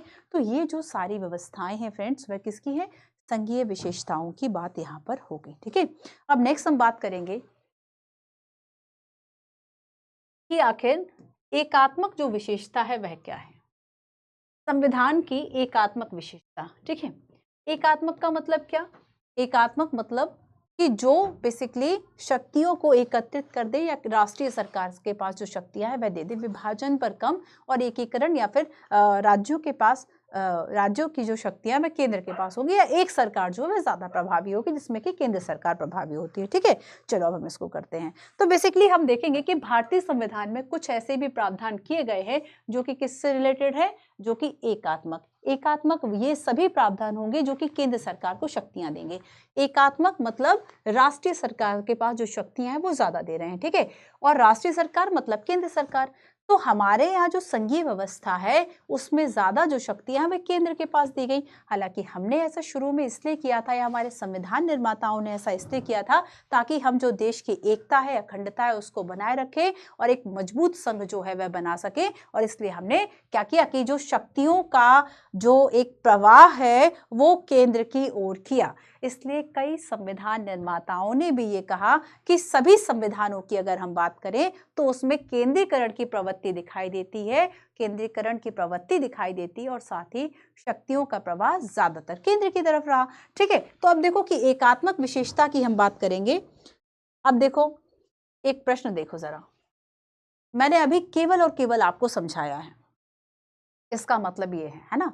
अब इस क्वेश्चन को देखो, आपसे इसका फॉर्मेटिंग आसानी से बन जाएगा। राइटिंग करते तब बनेगी, शब्द तब बनेंगे, एक सीक्वेंस तब बनेगा जब प्रैक्टिस करोगे, तभी फ्लो आएगा। देखो हाथ की जंग खोलना ना आसान काम नहीं होता। अगर आपको ये लगे कि नहीं मैं तो बस डे फर्स्ट ही आंसर लिखूंगा और ऐसा आंसर लिखूंगा कि उसमें से मुझे 12 में से 12 मिल जाएंगे, इम्पॉसिबल। अगर आपको 50% भी मार्क्स आपको मिल रहे हैं ना यूपीएससी में, आप क्या क्या देखते हैं कि टॉपर को जो टॉपर होगा यूपीएससी का, जिसने टॉप किया होगा, 50% मार्क्स होते हैं उस, मतलब 50% या अंडर आप देखेंगे 50% में वो टॉपर बन जाता है। ठीक है, तो यहाँ पर ये नहीं है कि आपको पूरे 12 में से 12, अगर आप बहुत अच्छा भी आंसर लिखेंगे तो एक कैप लगी होती है कि 50-60% से ज़्यादा जो मार्क्स हैं वो नहीं देने हैं। ठीक है, अगर आपने सारा कुछ भी सही लिखा है, सारा कुछ भी अगर आपने सही लिखा है, तब भी आप देखेंगे कि ऐसा नहीं कोई 12 में से 12 मार्क्स, और वो आंसर आप कब लिख पाओगे, जब बहुत प्रैक्टिस करोगे। ओवरनाइट ये चीज़ें नहीं होती, प्रैक्टिस प्रैक्टिस प्रैक्टिस, जितना प्रैक्टिस करोगे उतना ज़्यादा आपसे जो है वह आंसर राइटिंग स्किल आएगी। ओवरनाइट कभी नहीं आती ये चीज़, है ना। अच्छी चीज़ें तो भाई सीखनी ही पड़ती हैं। तो हमारे परिसंघीय सिद्धांत, यद्यपि परिसंघीय सिद्धांत हमारे संविधान में प्रबल है। देखो हिंदी में जो वर्ड है ना वो टफ कर दिए जाते हैं, इंग्लिश में आप पढ़ेंगे तो इसको फेडरल ही लिखा हुआ है। इंग्लिश में जो वर्ड अगर आप पढ़ेंगे तो फेडरल ही बात करिए कि संविधान में फेडरल अपनाया। ठीक है, और ये सिद्धांत संविधान के आधारिक अभिलक्षण, आधारिक मतलब संविधान की मूल बातें हैं ये, परंतु यह भी इतना ही सत्य है कि भारतीय संविधान के अधीन परिसंघवाद फेडरलिज्म सशक्त केंद्र के पक्ष में है। लो बस यही बताना है, सशक्त केंद्र एक मजबूत केंद्र है। तो जो आप चीजें बता रही हूँ वो सारी चीजें इसमें लिख देना है कि हाँ मजबूत केंद्र है। ठीक है, ये एक ऐसा लक्षण है जो प्रबल परिसंघवाद की संकल्पना के विरोध में है। ऑब्वियस सी बात है कि आप संघ में बात कर रहे हो विभाजन की, लेकिन आप एकात्मक जो है वह संविधान में विशेषताएं हैं, और एकात्मक क्या है, एकात्मक जो संविधान है उसमें आप शक्तियों का जो ज्यादा शक्तियां वे केंद्र के पास रख रहे हैं, और इसलिए ये तो संघवाद का विरोध हो गया। एकात्मक व्यवस्था से हम दोनों चीजों को साथ में क्यों पढ़ रहे हैं, शुरुआत में ही हमने बात की, हमने अमेरिका और इंडिया के एग्जाम्पल से शुरू किया, एकात्मक और हमने संघवाद से शुरू किया। तो बेसिकली देखो ये दोनों एक दूसरे के विरोधी हैं, है ना। संघवाद विभाजन की बात कर रहा है, एकात्मक केंद्रीकरण की बात कर रहा है। तो आपको क्या बताना है कि जो प्रबल परिसंघवाद की संकल्पना के विरोध में चर्चा कीजिए, 2014 का क्वेश्चन था। अगर आप इस बात को समझते हैं और आप अगर केवल इन फीचर्स को भी लिख पाए ना कि क्या क्या विशेषताएं हैं, एकात्मक विशेषताएं, एक एक दो लाइन इसमें भी लिख लोगे ना, आपको ठीक ठाक आंसर मिल जाएंगे। तो सबसे पहली बात है एक सशक्त केंद्र का होना, एक मजबूत केंद्र है। दूसरी बात है राज्य अनश्वर नहीं है, मतलब राज्य को मिटाया जा सकता है, अनश्वर नहीं। अनश्वर तो केंद्र है, केंद्र को नहीं भंग किया जा सकता। राज्यों को तो मिटा दिया, राज्य का एक हिस्सा निकाल के दूसरा राज्य बना दिया, दो राज्यों का एक छोटा हिस्सा बना लिया, उसको राज्य बना दिया, है ना। तो यहाँ पर क्या है कि राज्य जो है वह अनश्वर नहीं है, और ये क्या है, ये बताता है कि केंद्र की तरफ ज्यादा शक्तियां हैं। ठीक है, क्योंकि केंद्र जो है वह अनश्वर, अनश्वर मतलब जिसको अनश्वर मतलब जिसको नष्ट नहीं किया जा सकता। ठीक है, और यहाँ लिखा है राज्य अनश्वर नहीं, ध्यान रखना है नहीं लिखा, मैं खुद एक बार कंफ्यूज हो गई थी, अनश्वर नहीं है। ठीक है, एकल संविधान है, एक संविधान है। पहले जब तक 2019 जम्मू कश्मीर का जो पुनर्गठन अधिनियम नहीं आया था, तब तक जम्मू कश्मीर को अनुच्छेद 370 के अंतर्गत एक विशेष राज्य का दर्जा प्राप्त था, स्पेशल स्टेटस था, और उसका अपना फ्लैग भी था, उसका अपना कॉन्स्टिट्यूशन भी था। 2019 के बाद जो भारत का संविधान है, वो भारत का संविधान जम्मू कश्मीर पर भी लागू हो गया, पूरा लागू हो गया। तो एकल संविधान का होना, ठीक है, ये एकात्मक की विशेषताएं हैं कि उसी से कि आप कह रहे हो कि केंद्र सरकार है, राज्य सरकार है, ठीक है, दो अलग अलग सरकारें हैं जो अपने तरीके से काम कर रही हैं, लेकिन संविधान तो एक है। अगर एक संविधान है तो फिर कहाँ संघवाद हुआ, है ना। ये इसका एक एग्जाम्पल कहा जाता है कि एकल संविधान है। संविधान का लचीलापन, अब देखो लचीला, कठोरता की बात की थी तब हमने फेडरेशन देखा था कि अगर उसमें लिखा है कि केंद्र की शक्तियां ये होंगी, राज्य की शक्तियां ये होंगी, अगर उसका कठोरता से पालन किया जा रहा है, या कठोर संविधान है, आसानी से उसमें परिवर्तन नहीं किया जा रहा, संशोधन नहीं किया जा रहा, तब तो हम ये कह सकते हैं कि वो जो है वह संघात्मक है। लेकिन अगर लचीलापन है, फ्लैक्सिबिलिटी है, तब तो हम कहेंगे एकात्मक है। आगे देखो, राज्य प्रतिनिधित्व में असमानता। ठीक है, राज्य प्रतिनिधित्व में समानता नहीं, असमानता होगा, ये असमानता। तो जैसे कि हम बात करेंगे कि राज्यसभा में कई ऐसे राज्य जिनका केवल एक मेंबर है, कई ऐसे राज्य जिसका 30 भी मेंबर है। तो यहाँ पर क्या है कि एक असमानता है जो कि एकात्मकता को दर्शाते हैं। समानता का अभाव या असमानता, दोनों बातें एक हो गई। आपातकालीन उपबंध है ना, कुछ इमरजेंसी प्रोविजन, आपातकालीन उपबंध, जैसे कि हम देखेंगे राष्ट्रीय, राज्य और वित्त आपात लगाया जा सकता है, आर्टिकल 352, 356 और 360, है ना। तो ये जो तीनों आपातकाल है, इसमें क्या होता है कि जो शक्तियां हैं वो केंद्र के पास ज्यादा आ जाती हैं, तो हम कह देते हैं कि आपातकालीन प्रावधान। ठीक है, आपातकालीन प्रावधान एकात्मक का हिस्सा है। इसके अलावा देखो एकल नागरिकता, तो अगर एकल संविधान है, एकल नागरिकता है, अमेरिका की बात करें तो उसमें दोहरी नागरिकता थी, हमारे यहाँ एकल नागरिकता, केवल भारतीय नागरिकता, और ये भी बेसिकली एकात्मकता का सिद्धांत है। ठीक है, एकीकृत न्यायपालिका, एकीकृत न्यायपालिका मतलब क्या है, जैसे कि अमेरिका में क्या है कि अलग अलग न्यायपालिका है और उनके अलग अलग संविधान है, अलग अलग उनके कानून है। पूरे संयुक्त राज्य अमेरिका का अलग है, अलग अलग राज्यों के अलग अलग कानून है ना, उसके हिसाब से उनकी न्यायपालिकाएं जो है चलती हैं। तो हो सकता है किसी न्यायपालिका में या किसी विधि में वो अपराध ना हो जो किसी अन्य राज्य में हो, तो ऐसी ऐसी वहां पे पॉसिबिलिटीज है। भारत में एकीकृत न्यायपालिका है कि पिरामिडल, आप देखेंगे कि पिरामिडल बेसिकली जो संरचना स्ट्रक्चर है वो है कि सबसे टॉप पे उच्चतम न्यायालय है और उसके अधीन बाकी न्यायालय है, राज्य उच्च न्यायालय है, और फिर उसके बाद बाकी हम कहेंगे कि चाहे डिस्ट्रिक्ट कोर्ट हो, सबऑर्डिनेट कोर्ट हो, जिला न्यायालय हो या अधीनस्थ न्यायालय, वो सब उसके अधीन है। तो एक ही सिस्टम में है, इंटीग्रेटेड है, ये एकात्मक विशेषता हो गई। राज्य सूची पर संसद का प्राधिकार, वैसे तो हमने देखा था क्या डिवीजन किया गया है, विभाजन किया गया है, संघ सूची है, राज्य सूची, समवर्ती सूची है। तो राज्य सूची में जो विषय शामिल थे उस पर नियम बनाने का अधिकार केवल राज्य का था। लेकिन देखो इसमें क्या किया गया है कि संसद को भी अधिकार है कि अगर वह ऐसा राष्ट्र के हित में, नेशन इंटरेस्ट में अगर आवश्यक समझे, तो राज्य सूची में अगर कोई विषय शामिल है तो संसद उस पर नियम बना सकता है। तो ये क्या हो गया, ये विभाजन की नहीं, ये एकात्मक की बात हो गई है ना, केंद्रीकरण की बात हो गई। राज्यपाल की नियुक्ति लो, राज्यपाल केंद्र का एजेंट है। राज्यपाल का केंद्र ने नियुक्त किया, अब राज्य में काम कर रहे हैं, ऐसे में राज्य पर एक नियंत्रण के जो बतौर है वह राज्यपाल को देखा जाता है। एंड लास्ट है एकीकृत निर्वाचन मशीनरी, मतलब जो निर्वाचन है वो भारत निर्वाचन आयोग करा रहा है ना, भारत का जो निर्वाचन आयोग है वो करा रहा है, तो इसके लिए कोई अलग मशीनरी नहीं है। तो यहाँ पर ये कुछ ऐसी विशेषताएं हैं। अब चलो इनको हम थोड़ा सा जो है वह विस्तार से चलते हैं। ठीक है, तो देखो सशक्त केंद्र है सशक्त केंद्र है, ये इसलिए कहा जाता है क्योंकि शक्तियों का झुकाव केंद्र की तरफ है। शक्तियों का झुकाव कहां पर है केंद्र की ओर रहा। शक्तियों का जो झुकाव है वह केंद्र की ओर रहा, मतलब केंद्र के पास जो है वह ज्यादा शक्तियां हैं। इसके अलावा हम देखेंगे कि ज्यादा विषय भी हैं। ज्यादा विषय किसमें है, केंद्र सूची में है।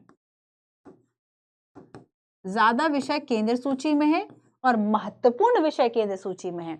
इसके अलावा आपको पता है एक और बात आती है अवशिष्ट शक्तियों की। अवशिष्ट शक्तियां मतलब ऐसी शक्तियां जो कि किसी भी सूची में नहीं दी गई हैं, आप लिख लीजिए रेसिड्यूरी पावर।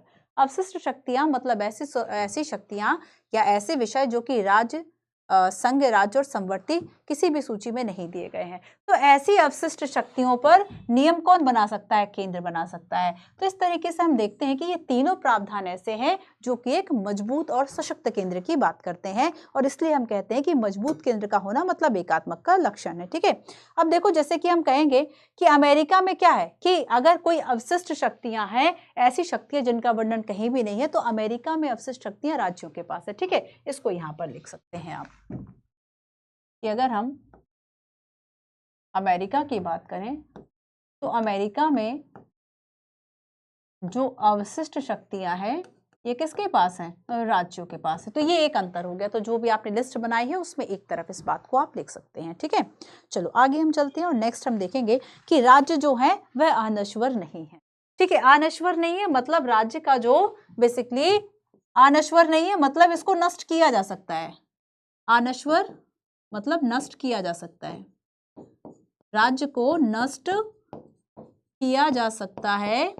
मेन कि संविधान में राज्य के अस्तित्व की गारंटी नहीं है। संविधान में राज्य के अस्तित्व की गारंटी नहीं है। राज्य के अस्तित्व की गारंटी नहीं है। ठीक है, अब देखो गारंटी इसलिए भी नहीं है क्योंकि जो संसद है वो बड़ी आसानी से जो संशोधन है वह कर सकती है, राज्यों की सीमाओं को बदल सकती है। इसके बारे में बहुत ज्यादा जो शक्तियां हैं वे इनको प्राप्त है। इसलिए कहा जाता है, देखो राज्य अनश्वर नहीं है, इसका मतलब क्या है कि हम देखेंगे कि बेसिकली केंद्र को भंग नहीं किया जा सकता, लेकिन राज्य को जो है, राज्य जो है वह बेसिकली विभाज्य है। ठीक है, और राज्य को भंग किया जा सकता है। और याद रखना कि बेसिकली संसद एक तरफा कार्रवाई करके, है ना, भारत के बारे में कहा जा रहा ना, राज्य अनश्वर नहीं है, इसका मतलब क्या है, संसद एक तरफा, मतलब जरूरत नहीं है कि राज्यों से वह पूछे, उनके नाम सीमा में परिवर्तन करते समय संसद एक तरफा कार्रवाई द्वारा राज्यों की सीमा व नाम में परिवर्तन कर सकता है, सीमा व नाम में परिवर्तन कर सकता है। ठीक है, चलो नेक्स्ट देखते हैं। राज्य प्रतिनिधित्व में, अच्छा नेक्स्ट हमें ये देखना था ना, एकल संविधान वाला। ठीक है, नेक्स्ट हम चलते हैं एकल संविधान। और इसमें ये कहा जाता है, देखो कि अगर मान लो संघ में राज्यों को केंद्र से हटकर अपना संविधान बनाने का जनरली अधिकार होता है। ठीक है, एकल संविधान की बात करते हैं कि आखिर एकल संविधान जो है वह कैसे एकात्मक विशेषता का हिस्सा है। ठीक है, एकल संविधान, अगर देखो जनरली अगर हम बाकी संघ की बात करेंगे, ठीक है, तो जो संघीय व्यवस्था है ना,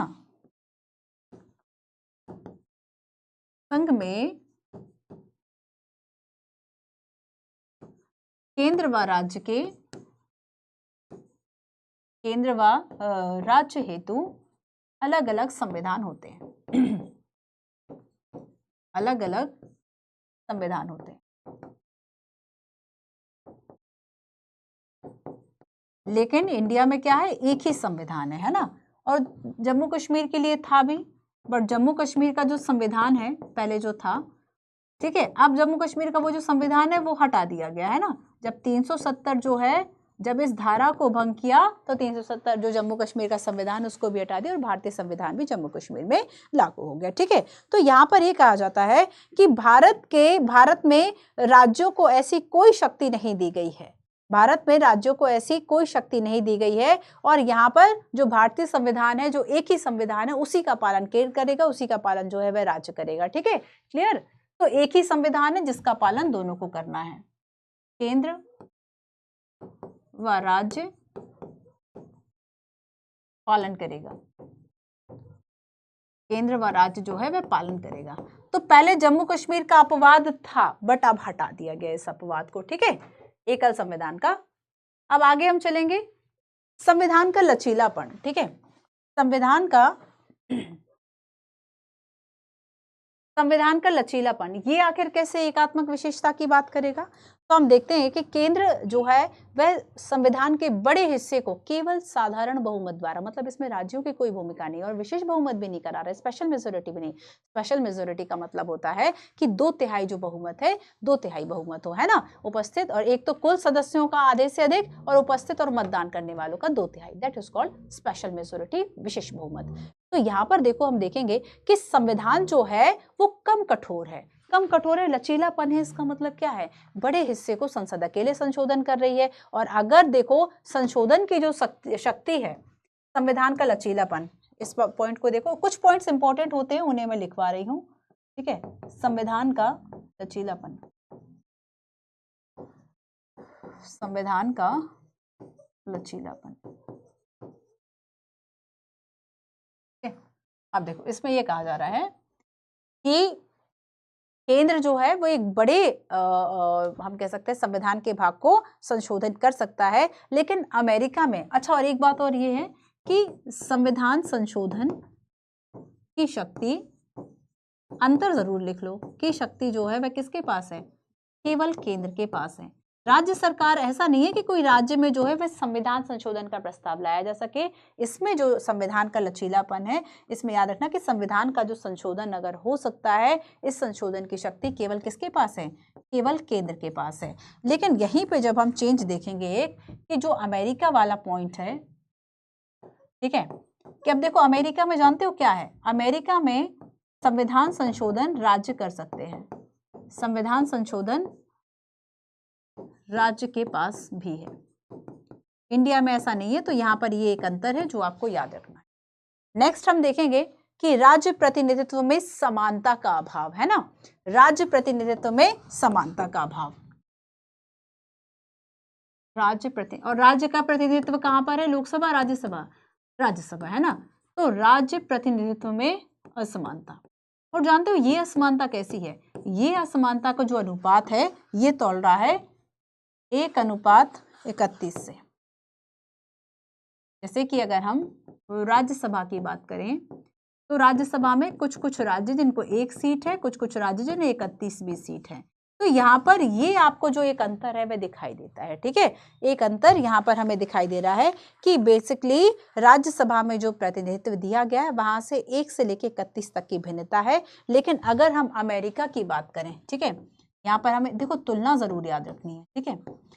हम अगर अमेरिका की बात करें तो अमेरिका में देखो अगर 50 राज्य हैं, है ना, तो यहाँ पर प्रत्येक राज्य से जो है वह कितने सदस्य होंगे? 2 सदस्य होंगे। और इस तरह से अमेरिका के सीनेट में टोटल कितने मेंबर होंगे? टोटल 100 मेंबर्स होंगे। मतलब यहाँ पर समान प्रतिनिधित्व दिया गया है, समान प्रतिनिधित्व, ठीक है।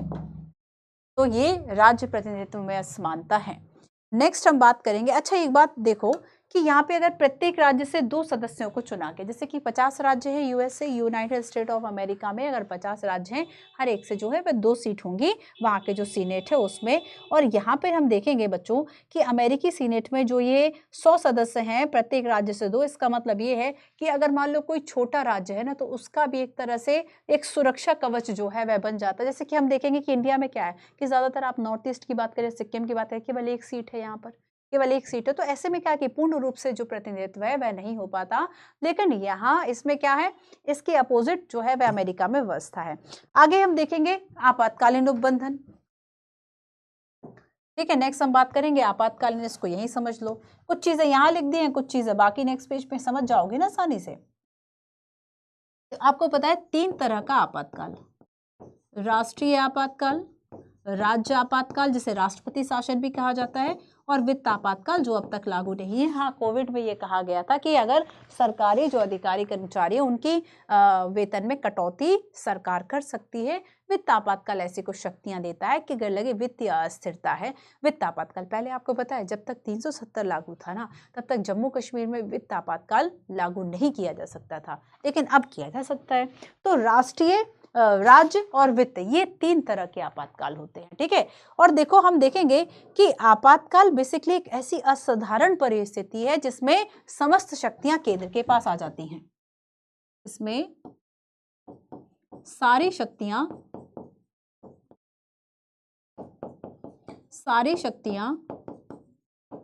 केंद्र के पास होती हैं। अब देखो शक्तियों का केंद्रीकरण एक जगह हो गया, तो हो गई ना एकात्मक विशेषता, हो गई ना। जब विभाजन की बात हो तो संघ की तरफ चले जाओ, जब एकीकरण की बात हो तो एकात्मक विशेषता हो गई, यूनिटरी गवर्नमेंट का प्रकार हो गया। इसके अलावा हम देखेंगे कि अगर, और देखो ये व्यवस्था ऐसी है कि आपातकाल अगर लग गया ना, ये अपने आप में विशेष परिस्थिति है। यूपीएससी क्वेश्चन पूछता है कि अगर आपातकाल लग जाए तो संविधान संशोधन के द्वारा राज्य को केंद्र अपने नियंत्रण में लेगा। ऐसा बिल्कुल भी नहीं, बिल्कुल जनरली नॉर्मल आपातकाल लग गया वही एक विशेष परिस्थिति है। तो बिना किसी संविधान संशोधन के हमारी जो संघीय व्यवस्था है वह एकल में तब्दील हो गई। तो यहाँ पर क्या, सारी शक्तियां केंद्र के पास हैं। और याद रखना कि बिना संविधान संशोधन के, संविधान संशोधन के बिना एकल व्यवस्था बन जाती है। संघीय से एकल व्यवस्था जो है वह बन जाती है, ठीक है। इसलिए इसका विरोध किया जाता है कि केंद्र के पास ज्यादा शक्तियां हैं। आगे मूल्यांकन करेंगे तब आपको आंसर मिलेगा कि क्या ये सही है। नेक्स्ट हम देखेंगे कि एकल नागरिकता है। ठीक है, नेक्स्ट हम क्या देखते हैं, एकल नागरिकता है। तो यहाँ पर आपको बस ये लिख लेना है कि जैसे कि जब हम अमेरिका की बात करेंगे तो अमेरिका में क्या है, दोहरी नागरिकता है। अमेरिका में दोहरी नागरिकता है। पर इसके विपरीत जब हम भारत की बात करेंगे, भारत में एकल नागरिकता है। ठीक है, और ऐसे में अनुच्छेद 9 क्या कहता है कि अगर किसी ने भारतीय नागरिक, अगर किसी ने किसी अन्य विदेशी राज्य की नागरिकता को अगर लिया तो भारतीय नागरिकता स्वतः समाप्त हो जाएगी। ठीक है, जैसे कि ऑस्ट्रेलिया में भी दोहरी नागरिकता है, ना केवल अमेरिका बल्कि ऑस्ट्रेलिया भी लिख लो। आगे हम चलेंगे एकीकृत न्यायपालिका। ठीक है, आगे हम बात करेंगे किसकी, एकीकृत न्यायपालिका की। देखो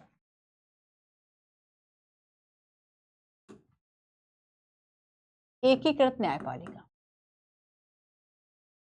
और हमारी जो न्यायपालिका की व्यवस्था है ये जानते हो कैसी है, ये पिरामिड संरचना है। और इस पे हम देखेंगे कि सबसे जो शीर्ष है, शीर्ष अदालत हमारी कौन सी है, उच्चतम न्यायालय, उच्चतम न्यायालय या फिर सुप्रीम कोर्ट। उसके बाद हम देखेंगे फिर जो है वह राज्यों के न्यायालय हैं, उच्च न्यायालय, राज्य न्यायालय या फिर हाई कोर्ट, उच्च न्यायालय। ठीक है, उसके बाद फिर बाकी कोर्ट्स हैं। तो उच्चतम न्यायालय की देखरेख में ही पूरा जो प्रशासन और न्यायिक व्यवस्था है वह चलती है। तो यहाँ पर क्या है कि एकीकृत न्यायपालिका है। लेकिन फिर से लिख लो कि अगर हम ये देखें कि अमेरिका में जो न्यायपालिका है वह कैसी है, दोहरी न्यायपालिका है ना। इसका आपको थोड़ा सा अपोजिट भी लिख लेना है। हमेशा कंपैरिजन तो देखो करते ही जाना है। अमेरिका में हम देखेंगे तो कैसी है न्यायपालिका, दोहरी न्यायपालिका है।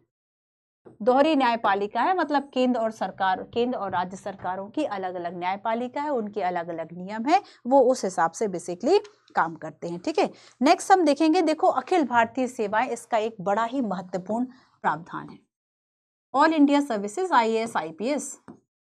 अब देखो अखिल भारतीय सेवाएं, यूपीएससी ने इसको पूछा भी था, अखिल भारतीय सेवाएं कैसे इसका वो है।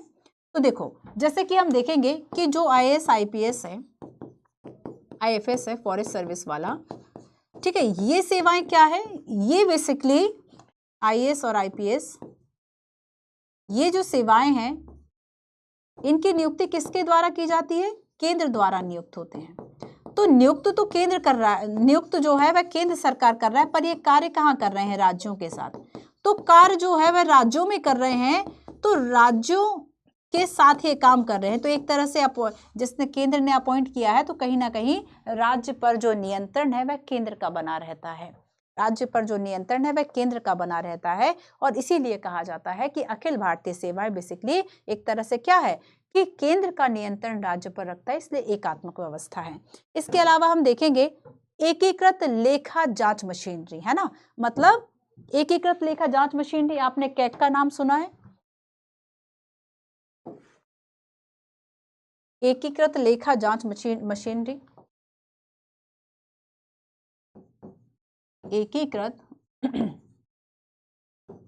लेखा जांच मशीनरी, मतलब जो अकाउंट्स और जो सारी चीजों, लेखों की जो जांच की जाती है ना, ये ऐसा नहीं कि केंद्र और राज्यों के लिए अलग हो, इसके लिए एक अधिकारी होता है जिसको कि आप कैग के नाम से जानते हैं, controller auditor general of India, CAG, है ना।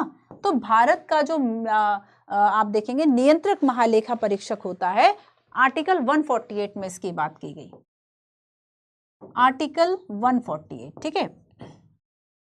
और कैग जो है वह सर्वोच्च एक तरह से लेखा अधिकारी होता है, जो कि एक तरह से ऑडिट करेगा, केंद्र का भी ऑडिट करेगा, राज्यों का भी ऑडिट करेगा। तो राज्यों के पास तो अपनी स्वायत्तता ही नहीं है, क्योंकि वो केंद्र के हिसाब से ही उसको पैसा खर्च करना पड़ेगा, और जो मानक और सारी चीजें हैं वे केंद्र की है। तो यहाँ पर ये कहा जाता है कि एक तरह से कि जो कैग है, कैग की नियुक्ति केंद्र कर रहा है, हटाना भी केंद्र को है ना। तो राज्यों की वित्तीय स्वायत्तता पर जो अंकुश है वह लग जाता है। अगर अंकुश लग गया मतलब एकात्मक व्यवस्था हो गई, है ना। राज्यों की वित्तीय स्वायत्तता, राज्यों की वित्तीय स्वायत्तता पर अंकुश, ठीक है, ठीक है। तो ये एकीकृत जो है वह लेखा जांच मशीनरी हो गया। अब देखो, अच्छा इसके विपरीत अमेरिका में भी ऐसी व्यवस्थाएं होती हैं, लेकिन अमेरिका में राज्यों में कोई भूमिका नहीं होती इस तरह के लेखा पदाधिकारी की। नेक्स्ट हम देखेंगे राज्य सूची पर संसद का नियंत्रण। ठीक है, राज्य सूची पर संसद का नियंत्रण।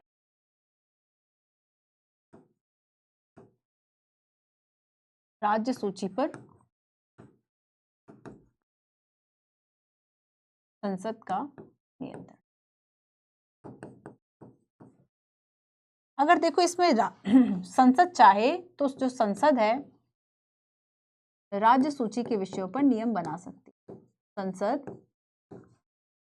राज्य सूची के विषयों पर, राज्य सूची के विषयों पर नियम बना सकती है। और इसके लिए ध्यान रखना, राज्यों की सहमति की आवश्यकता नहीं होती, और इसलिए भी कहा जाता है कि राज्यों के जो अधिकार हैं वे बेसिकली इसमें क्या हो रहे हैं, छीने जा रहे हैं। ठीक है, और याद रखना कि राज्यसभा के पास यह स्पेशली अधिकार है कि राष्ट्रीय महत्व के किसी मुद्दे पर अगर राष्ट्रीय हित में आवश्यक हो, राष्ट्रीय हित हेतु राज्यसभा के पास है स्पेशल, ये लोकसभा के पास नहीं, ये राज्यसभा के पास है ना। राष्ट्रहित हेतु राज्यसभा के पास अधिकार है। आप मुझे कमेंट में बताइए कि राज्यसभा ऐसा कैसे कर सकती है, मतलब कैसे, इन सेंस कर तो सकती है, कैसे कर सकती है मतलब विशेष या असाधारण, किस बहुमत के द्वारा कर सकती है। ठीक है, नेक्स्ट हम देखेंगे राज्यपाल की नियुक्ति। ये तो बड़ा ही एक, राज्यपाल की जो नियुक्ति है ना, बहुत ही एक कंट्रोवर्शियल रहा है राज्यपाल की नियुक्ति। अब इसमें भी वही हो गया कि राज्यपाल जो है केंद्र का एजेंट होता है और ये बेसिकली राज्यों पर नियंत्रण के रूप में कार्य करता है। राज्यपाल की नियुक्ति कौन करता है, केंद्र।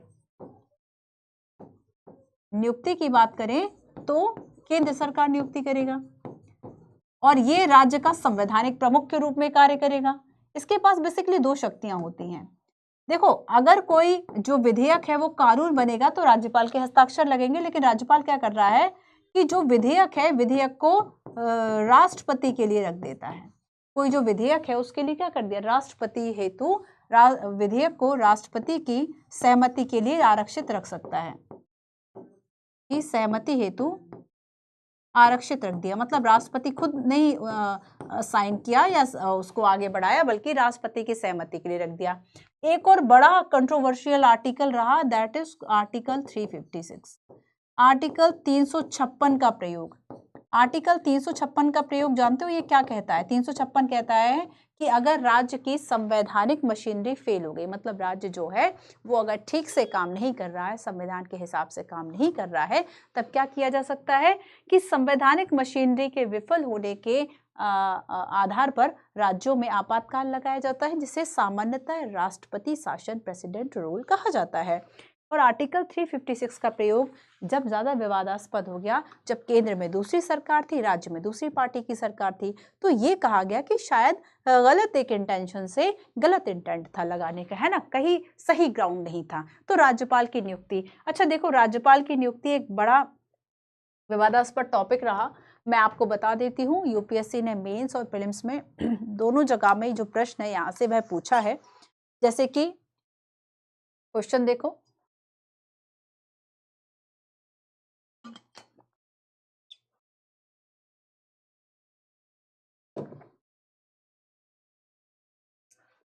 निम्न में से किसने सुझाव दिया कि राज्यपाल को राज्य के बाहर का एक व्यक्ति होना चाहिए और गहन राजनीतिक संबंधों के बिना एक अलग व्यक्ति हाल के दिनों में राजनीति में जो भाग है वह ना लिया हो।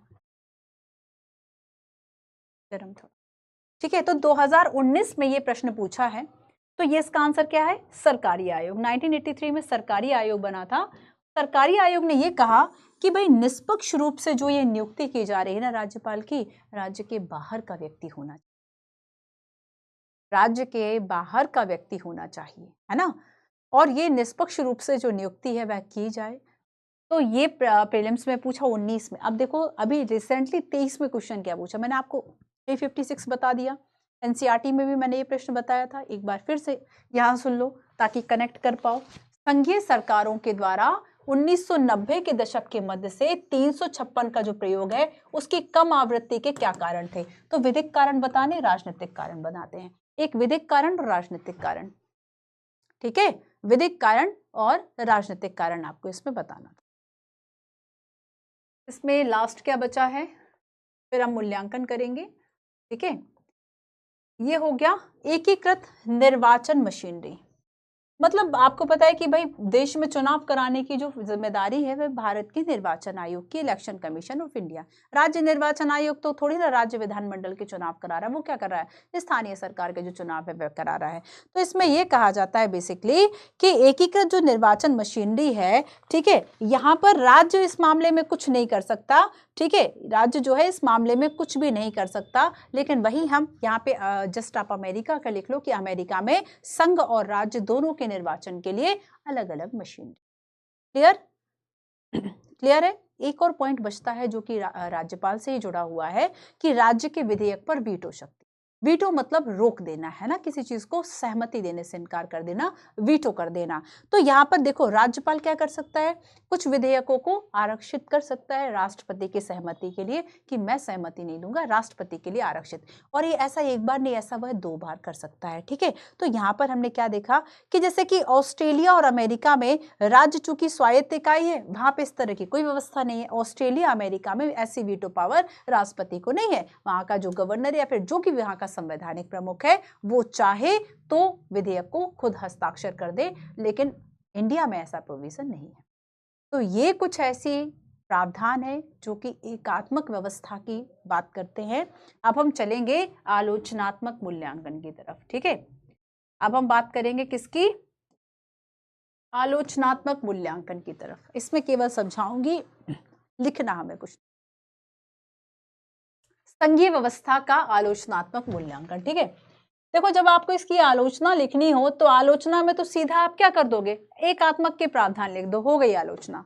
1-2 विद्वानों के नाम लिख लो कि राजनीति शास्त्र में कहा कि ये अर्धसंघीय सेमी फेडरल है। तो देखो शुरुआत हम करते हैं, 2-3 नाम इसमें इंपॉर्टेंट हैं।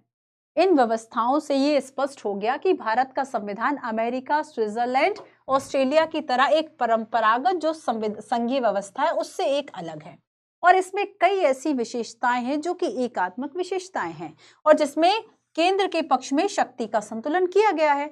लेकिन संवैधानिक विशेषज्ञ जो है वो भारतीय संविधान के संघीय चरित्र को, अच्छा और एक बात और याद रखना कि यहाँ पे कुछ ऐसे प्रावधान किए गए ना जो कि एकात्मक व्यवस्था करते हैं या फिर केंद्र की तरफ शक्ति, और केवल यही पर्याप्त है चुनौती देने के लिए, है ना।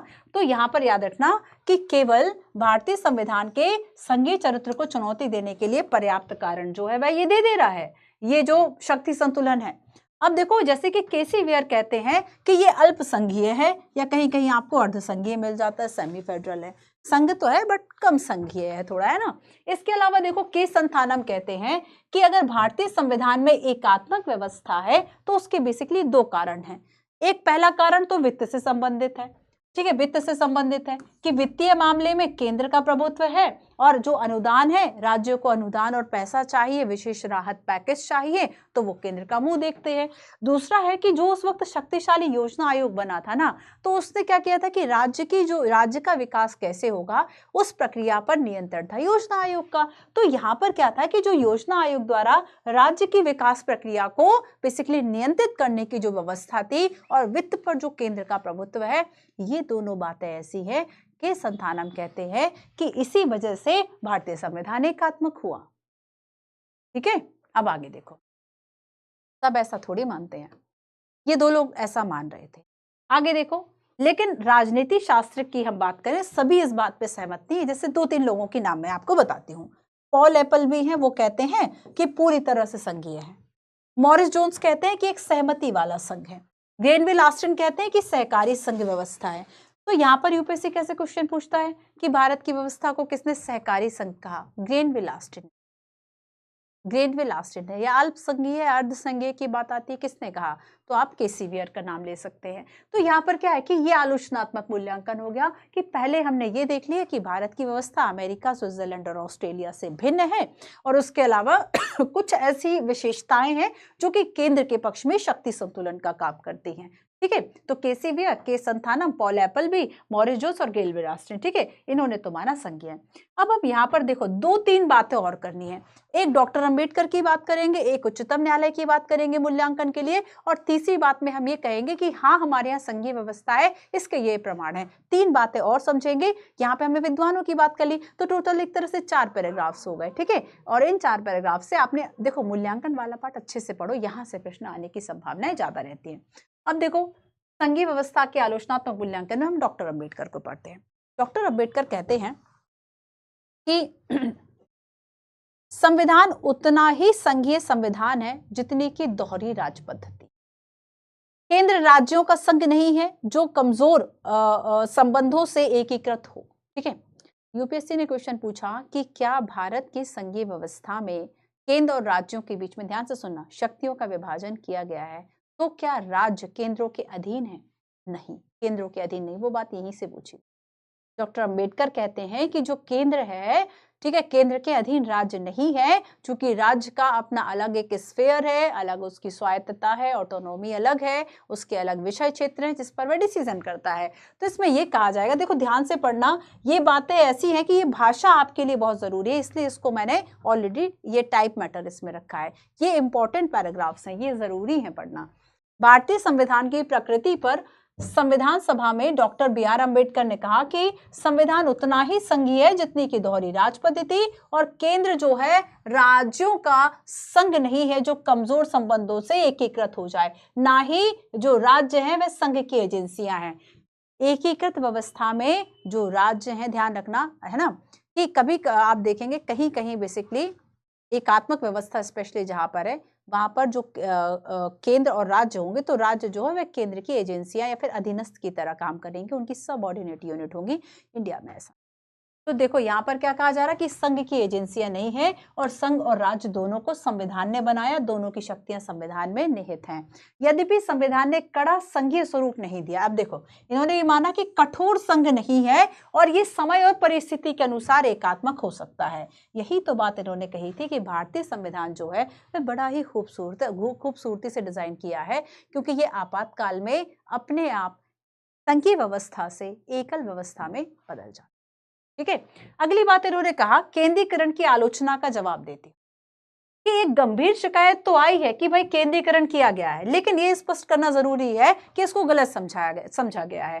केंद्र और राज्यों के संबंधों के बारे में समय निर्देशित सिद्धांतों को ध्यान, मतलब जो समय आज्ञा दे, अगर समय ऐसा है कि केंद्र को मजबूत होना चाहिए, केंद्र के पास मजबूत शक्तियां होनी चाहिए। अच्छा ये बताओ, जो लोग इसके विपक्ष में हों, जिन्हें अगर लगे कि नहीं राज्यों को भी शक्तियां दे दो, अगर कोई राज्य ऐसा चाहे पाकिस्तान से जाके मिल जाए या फिर उससे ज्यादा संधि समझौते करने लगे, तब क्या केंद्र को अपनी अखंडता, एकता और देश को बचाने के लिए जरूरी नहीं कि उसके पास शक्तियां हो, या युद्ध या कुछ इस तरह की परिस्थिति हो, आपातकाल घोषित कर सके? तो यहाँ पर देखो क्या कहा कि जिनको ये शिकायत लगती है ना, उनका जवाब देते हुए कहा कि गलत समझ रहे हो, क्योंकि समय निर्देशित सिद्धांत को अपनाया गया है, लेकिन संहिता का मूल यही है। संहिता का जो मूल है वो ये कहता है कि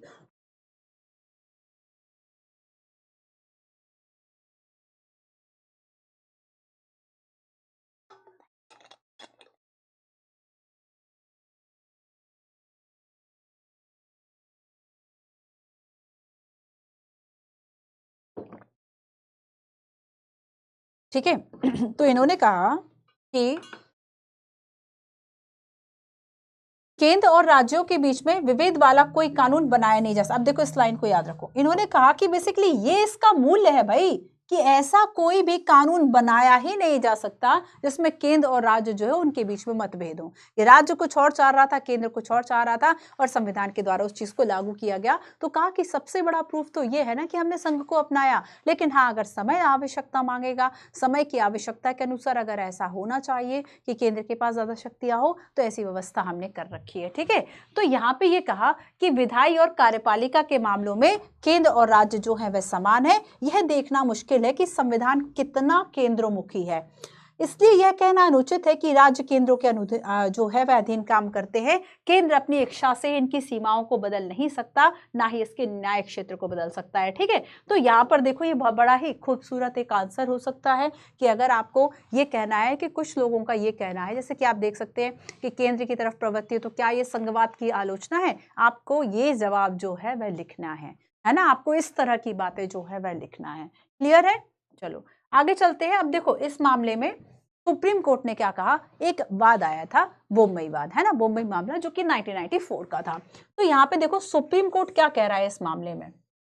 सुप्रीम कोर्ट ने इस मामले में देखो ये कहा कि जो संविधान है, संविधान संघीय है, और ये जो संघीय शब्द है ना, ये इसकी मूल विशेषता है।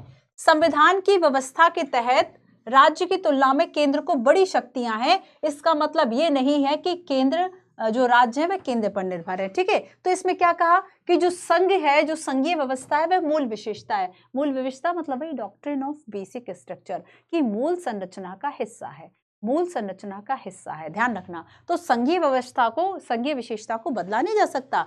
इसका मतलब ये है कि राज्य केंद्र पर ही, ठीक है, इसका मतलब ये नहीं है कि राज्य केंद्र पर ही निर्भर है। ये लाइन बहुत बहुत बहुत इंपॉर्टेंट है।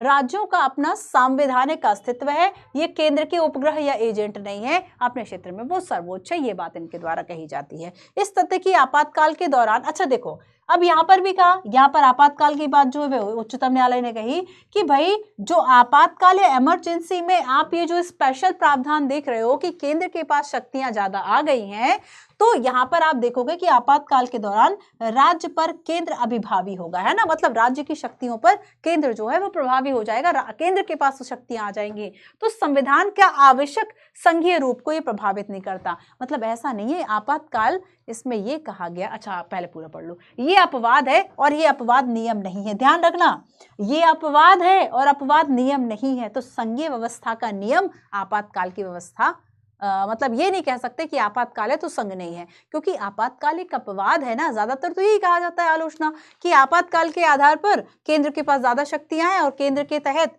जो ये शक्तियां हैं उसमें एक क्या देखा था हमने कि डॉक्टर अंबेडकर कहते हैं कि बहुत खूबसूरती से संघीय व्यवस्था से एकल व्यवस्था में भारतीय संविधान तब्दील हो जाता है। तो उसमें कहा कि ये जो है बेसिकली अपवाद है और अपवाद जो है वह नियम नहीं है। ठीक है, ये कहना उचित होगा कि भारतीय संविधान में संघीय स्वरूप केवल एक प्रशासनिक सुविधा मात्र नहीं है, बल्कि एक नियम है और हमारी वास्तविकताओं की अपनी प्रक्रियाओं और मान्यताओं का परिणाम है। ठीक है, तो यहाँ पर देखो 1990 बम्बई मामले में क्या 2-3 बातें याद रखनी है। पहली बात है कि संविधान संघीय है और संघीय होना इसकी मूल विशेषता है। दूसरा, इसमें यह कहा केंद्र जो है राज्य केंद्र की दया पर निर्भर नहीं है, ना ही उसके एजेंट उपग्रह, जैसे सूर्य के चारों तरफ जो चक्कर लगाते उसको उपग्रह कहते हैं ना, वो शक्ति का स्रोत, प्रकाश का स्रोत, वैसा इसमें नहीं है।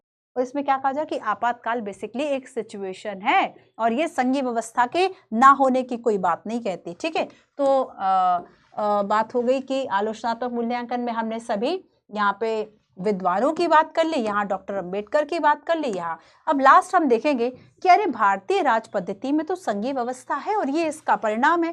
जैसे कि राज्यों के बीच में क्षेत्र का विवाद हो रहा है, क्षेत्र का विवाद इसलिए तो हो रहा है क्योंकि ना कहीं स्वायत्तता हमने दी है, उनके कोई क्षेत्र की आधारशिला है, तभी तो चेंज हो रहा है। नदी जल का बंटवारा है, जैसे कि कावेरी जल विवाद, अगर नदी जल को लेकर बंटवारा है इसका मतलब क्या, अगर लड़ाई हो रही है इसका मतलब अलग अलग क्षेत्र थे, है ना। क्षेत्रीय दलों का उद्भव, उनका सत्ता में आना, क्षेत्रीय अपेक्षाओं को पूरा करने के लिए नए राज्यों का गठन, अपने विकास के लिए राज्य द्वारा केंद्र से अधिक अनुदान, राज्य द्वारा अपनी स्वायत्तता को बरकरार रखते हुए केंद्र के हस्तक्षेप पर प्रतिक्रिया, या उच्चतम न्यायालय ने कुछ व्यवस्थाओं पर सीमांकन, जैसे कि कहा केंद्र सरकार द्वारा अनुच्छेद 356 का प्रयोग। उच्चतम न्यायालय ने कहा 356 का प्रयोग सबसे कम अवधि, मतलब जब सबसे लास्ट ऑप्शन हो तब करो। तो अगर यहाँ पे सुप्रीम कोर्ट भी तो इस बात को कह रहा है, तो 356 क्या कर रहा है, संघीय व्यवस्था का उल्लंघन कर रहा है एक तरीके से, क्योंकि राष्ट्रपति शासन लगा दे रहे हैं राज्यों में। तब यहाँ पर क्या कह रहा है कि उच्चतम न्यायालय अगर इस बात को कह रहा है, इसका मतलब क्या, उच्चतम न्यायालय ने माना ना कि संघीय व्यवस्था हिस्सा है मूल संविधान का। दो बातें देखो कि भारत की संघीय व्यवस्था जो है वो दो संघर्षों के बीच में सहमति का प्रतिनिधित्व है। ये दो बातें क्या है, पहली बात कि शक्तियों का विभाजन जिसके अंतर्गत राज्य स्वायत्त होते हुए भी अपना कार्य करते हैं, और दूसरा है कि राष्ट्रीय एकता की आवश्यकता और विशेष परिस्थितियों के तहत एक मजबूत संघीय सरकार है। तो भारत की जो संघीय व्यवस्था, ये तो सार है भाई पूरा, ये पूरी समरी है ये 2 लाइन। पहली लाइन ये है कि भारत की संघीय व्यवस्था में राज्यों के पास अपनी एक स्वायत्त इकाई के रूप में वो स्वायत्त तरीके से काम कर सकते हैं, है ना। लेकिन यहाँ पर क्या कहा कि अगर राष्ट्रीय एकता की आवश्यकता है या फिर विशेष परिस्थितियां हैं, तो उन विशेष परिस्थितियों में केंद्र के पास ज्यादा शक्तियां हैं। ठीक है, चलो आप, तो आपकी क्लास यहाँ पे खत्म होती है। मैं उम्मीद करती हूँ कि आपको ये जो संघीय प्रणाली है वो मैं समझाने में सफल रही। अगर ऐसा कुछ लगता है कि नहीं मैम नहीं समझ में आया, है ना, तो फिर से जब हमारा डाउट सेशन होगा तब, या कमेंट में ज़रूर बता देना कि क्लास समझ में आ गई कि नहीं। ठीक है, तो हमने बात की संघीय सरकार, संघीय और एकात्मक सरकार, संविधान की संघीय विशेषता, संघीय विशेषता में हमने इन 7 विशेषताओं को पढ़ा। ठीक है, और एकात्मक विशेषता में हमने इनकी चर्चा की, और संघीय व्यवस्था के आलोचनात्मक मूल्यांकन। ठीक है, संघीय और एकात्मक सरकार की हमने चर्चा की। जल्दी जल्दी देख लेते हैं क्या पढ़ा। अमेरिका और भारत का जो संघ है उसमें क्या अंतर है, इसका नेचर हमने देखा कि कमिंग टुगेदर फेडरेशन एकीकरण अमेरिका है, होल्डिंग टुगेदर विभेदीकरण ये भारत है। ठीक है, भारत की संघीय व्यवस्था आर्टिकल 1 से देखा। आर्टिकल 1 में 2 बातें हैं उसको समझा। भारतीय का संघीय मॉडल जो है वह कनाडाई मॉडल पर आधारित है। फेडरल और यूनिटी गवर्नमेंट के इंपॉर्टेंट प्रोविजन क्या थे उसको पढ़ा। पीवाईक्यूज देखे, है ना। संघीय विशेषता को हमने एक एक करके पढ़ा कि द्वैध राज पद्धति लेके संविधान है, स्वतंत्र न्यायपालिका है। ठीक है, इसके अलावा हमने बात की एकात्मक विशेषताएं क्या क्या हैं। एकात्मक विशेषताओं से रिलेटेड एक एक करके हमने समझा कि एकीकृत जैसे लेखा जांच मशीनरी है, राज्यपाल की नियुक्ति है, अखिल भारतीय सेवाएं हैं। ठीक है, और यूपीएससी का हमने एक क्वेश्चन देखा कि क्या क्या ऐसी बातें हैं जो कि केंद्र को ज़्यादा शक्तिशाली बनाती हैं। ठीक है, मुझे उम्मीद है आप इसको लिख लेंगे। और लास्ट में हमने आलोचनात्मक मूल्यांकन की बात की, डॉक्टर अम्बेडकर का कथन देखा, सार्वभौमवाद देखा। ठीक है, और यूपीएससी मेंस का क्वेश्चन प्रीलिम और मेंस का देखा जो कि राज्यपाल से संबंधित थे। तो ये आपकी क्लास रही। मुझे उम्मीद है कि आपको चीज़ें समझ में आई होंगी। फिर भी लगता है कि नहीं कोई डाउट रह गया है, तो जब जैसे ही आपके ये सरकार की प्रणालियों के 5 चैप्टर खत्म होंगे, उसके बाद हम एक लाइव जो सेशन है वह रख लेंगे संडे को या फिर कभी। तो उसमें क्या होगा कि आप बेसिकली अपने जो क्वेश्चन है, डाउट्स हैं बच्चों, वह पूछ सकते हैं। ठीक है, बाकी क्लास कैसी लगी ज़रूर बताइए कमेंट करके। मिलते हैं हम अपनी नेक्स्ट क्लास में। Thank you so much.